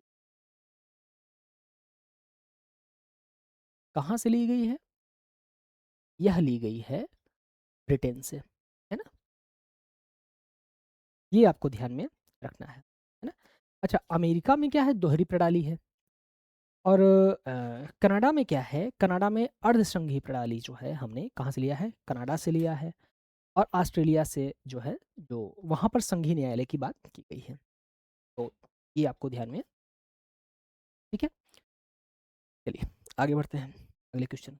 अनुच्छेद 39 ए के बारे में पूछा जा रहा है ना। इसमें पूछा जा रहा है कि अनुच्छेद 39 ए किससे संबंधित है।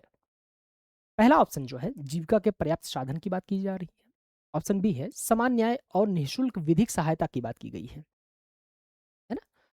और ऑप्शन जो सी है उसके अंतर्गत बालकों के स्वस्थ संरक्षण की बात की जा रही है। और ऑप्शन डी है कर्मकारों के मतलब जो कामगार हैं उनके लिए निर्वहन मजदूरी की बात की गई है ना? तो आपको इसमें बताना है कि अनुच्छेद 39 एक किससे संबंधित है ना? तो ये आपको ध्यान में रखना है कि अनुच्छेद 39 ए समान न्याय एवं निःशुल्क विधिक सहायता की बात की है ना? इसे कब शामिल किया गया है? इसे मुख्य रूप से 42वें संविधान संशोधन अधिनियम संशोधन द्वारा संशोधन अधिनियम कहिएगा भैया, कहीं ऐसा ना हो कि विधेयक आप कह दीजिए, है ना? विधेयक और अधिनियम में अंतर होता है, कौन सा संशोधन विधेयक है, कौन सा संशोधन अधिनियम है ना? 1976 के माध्यम इसे शामिल किया गया है ना? इसके अंतर्गत क्या प्रावधान किया गया है? 39 ए में यह शामिल किया गया है कि समान न्याय एवं निःशुल्क विधिक सहायता का प्रावधान वह रखा गया है ना? चलिए आगे बढ़ते हैं अगले क्वेश्चन की तरफ। 72 97वें जो संविधान संशोधन अधिनियम 2011 है यह किससे संबंधित है ना? इसके अंतर्गत ऑप्शन ए है सहकारी समितियां, ऑप्शन बी है नगर पालिकाएं, ऑप्शन सी है पंचायत और ऑप्शन डी है अनुसूचित जनजाति। तो आपको बताना है इसमें से कौन सा ऑप्शन सही होगा, है ना? 97वां संविधान संशोधन अधिनियम किससे संबंधित है? किससे संबंधित है? सहकारी समितियों, है ना? सहकारी समितियों से संबंधित जो प्रावधान है उसे 97वें संविधान संशोधन अधिनियम 2011 के अंतर्गत जो है शामिल किया गया। और इसमें क्या कहा गया है कि अनुच्छेद 19(1) सी के अंतर्गत इसे मूल अधिकार के अंतर्गत शामिल किया गया है ना? सहकारी समितियां जो है बनाना है मूल अधिकार के अंतर्गत जो है शामिल किया गया है। और क्या अनुच्छेद 43 बी के अंतर्गत भी इसे जो है राज्य के नीति निर्देशक तत्वों के अंतर्गत इसे रखा गया है ना? तो ये आपको ध्यान में रखना है। अच्छा, नगर पालिका से संबंधित कौन सा संशोधन है? 74वां संविधान संशोधन। और पंचायत से संबंधित 73वां संविधान संशोधन अधिनियम, है ना? अनुसूचित जनजाति से संबंधित जो प्रावधान है वह मुख्य रूप से आप कह सकते हैं 89, है ना? यह संशोधन कौन सा संबंधित है? अनुसूचित जनजाति से संबंधित, है ना? चलिए तो अगले क्वेश्चन की तरफ 73वें क्वेश्चन को देखते हैं। अनुच्छेद 43 बी किस संशोधन के द्वारा जोड़ा गया है ना? अभी जस्ट इस पे चर्चा हुआ है ना? 43 बी देखिए तो किस संविधान संशोधन अधिनियम के द्वारा? 42वें संविधान संशोधन अधिनियम, ऑप्शन बी है 44वें संविधान संशोधन अधिनियम, ऑप्शन डी है 97वें संविधान संशोधन अधिनियम, सॉरी 86वें संविधान संशोधन अधिनियम, और ऑप्शन डी है 97वें संविधान। तो आपको क्या कौन सा ऑप्शन सही होगा? 97वें संविधान संशोधन अधिनियम 2011 के अंतर्गत सहकारी समिति की जो चर्चा की गई है उसकी बात की है ना?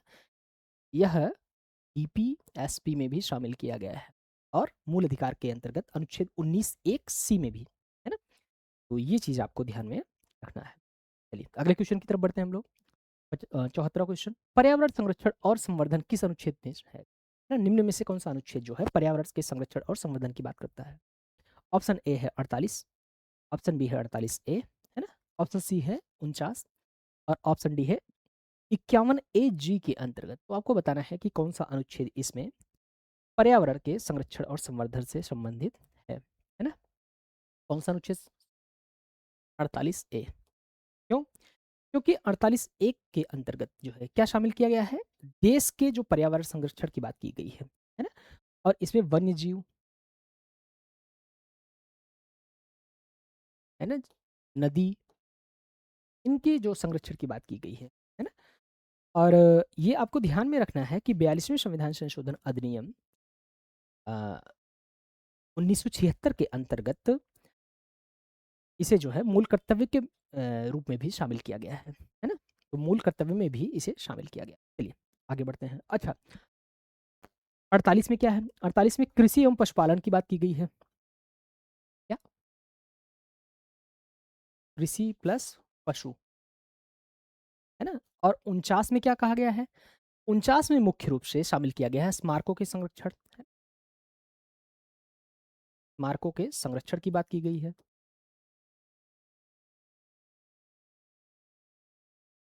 और 51 ए जी के अंतर्गत क्या कहा गया है? इसमें मूल कर्तव्यों की बात की गई,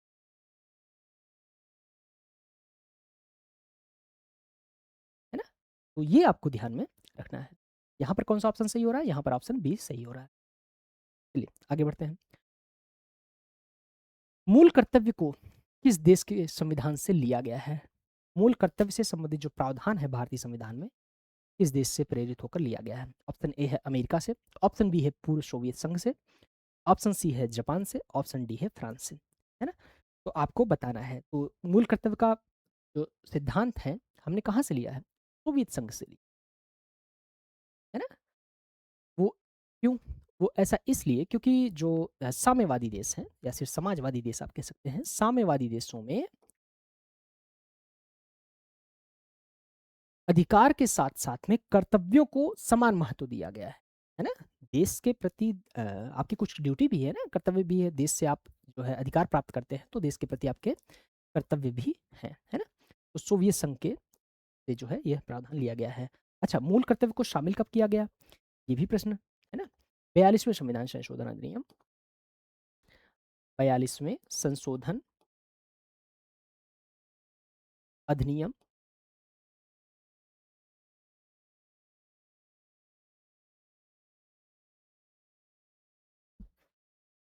अधिनियम 1976 के माध्यम शामिल किया गया। किसकी सिफारिश पर? स्वर्ण सिंह समिति की सिफारिश पर। स्वर्ण सिंह समिति की सिफारिश पर, है ना?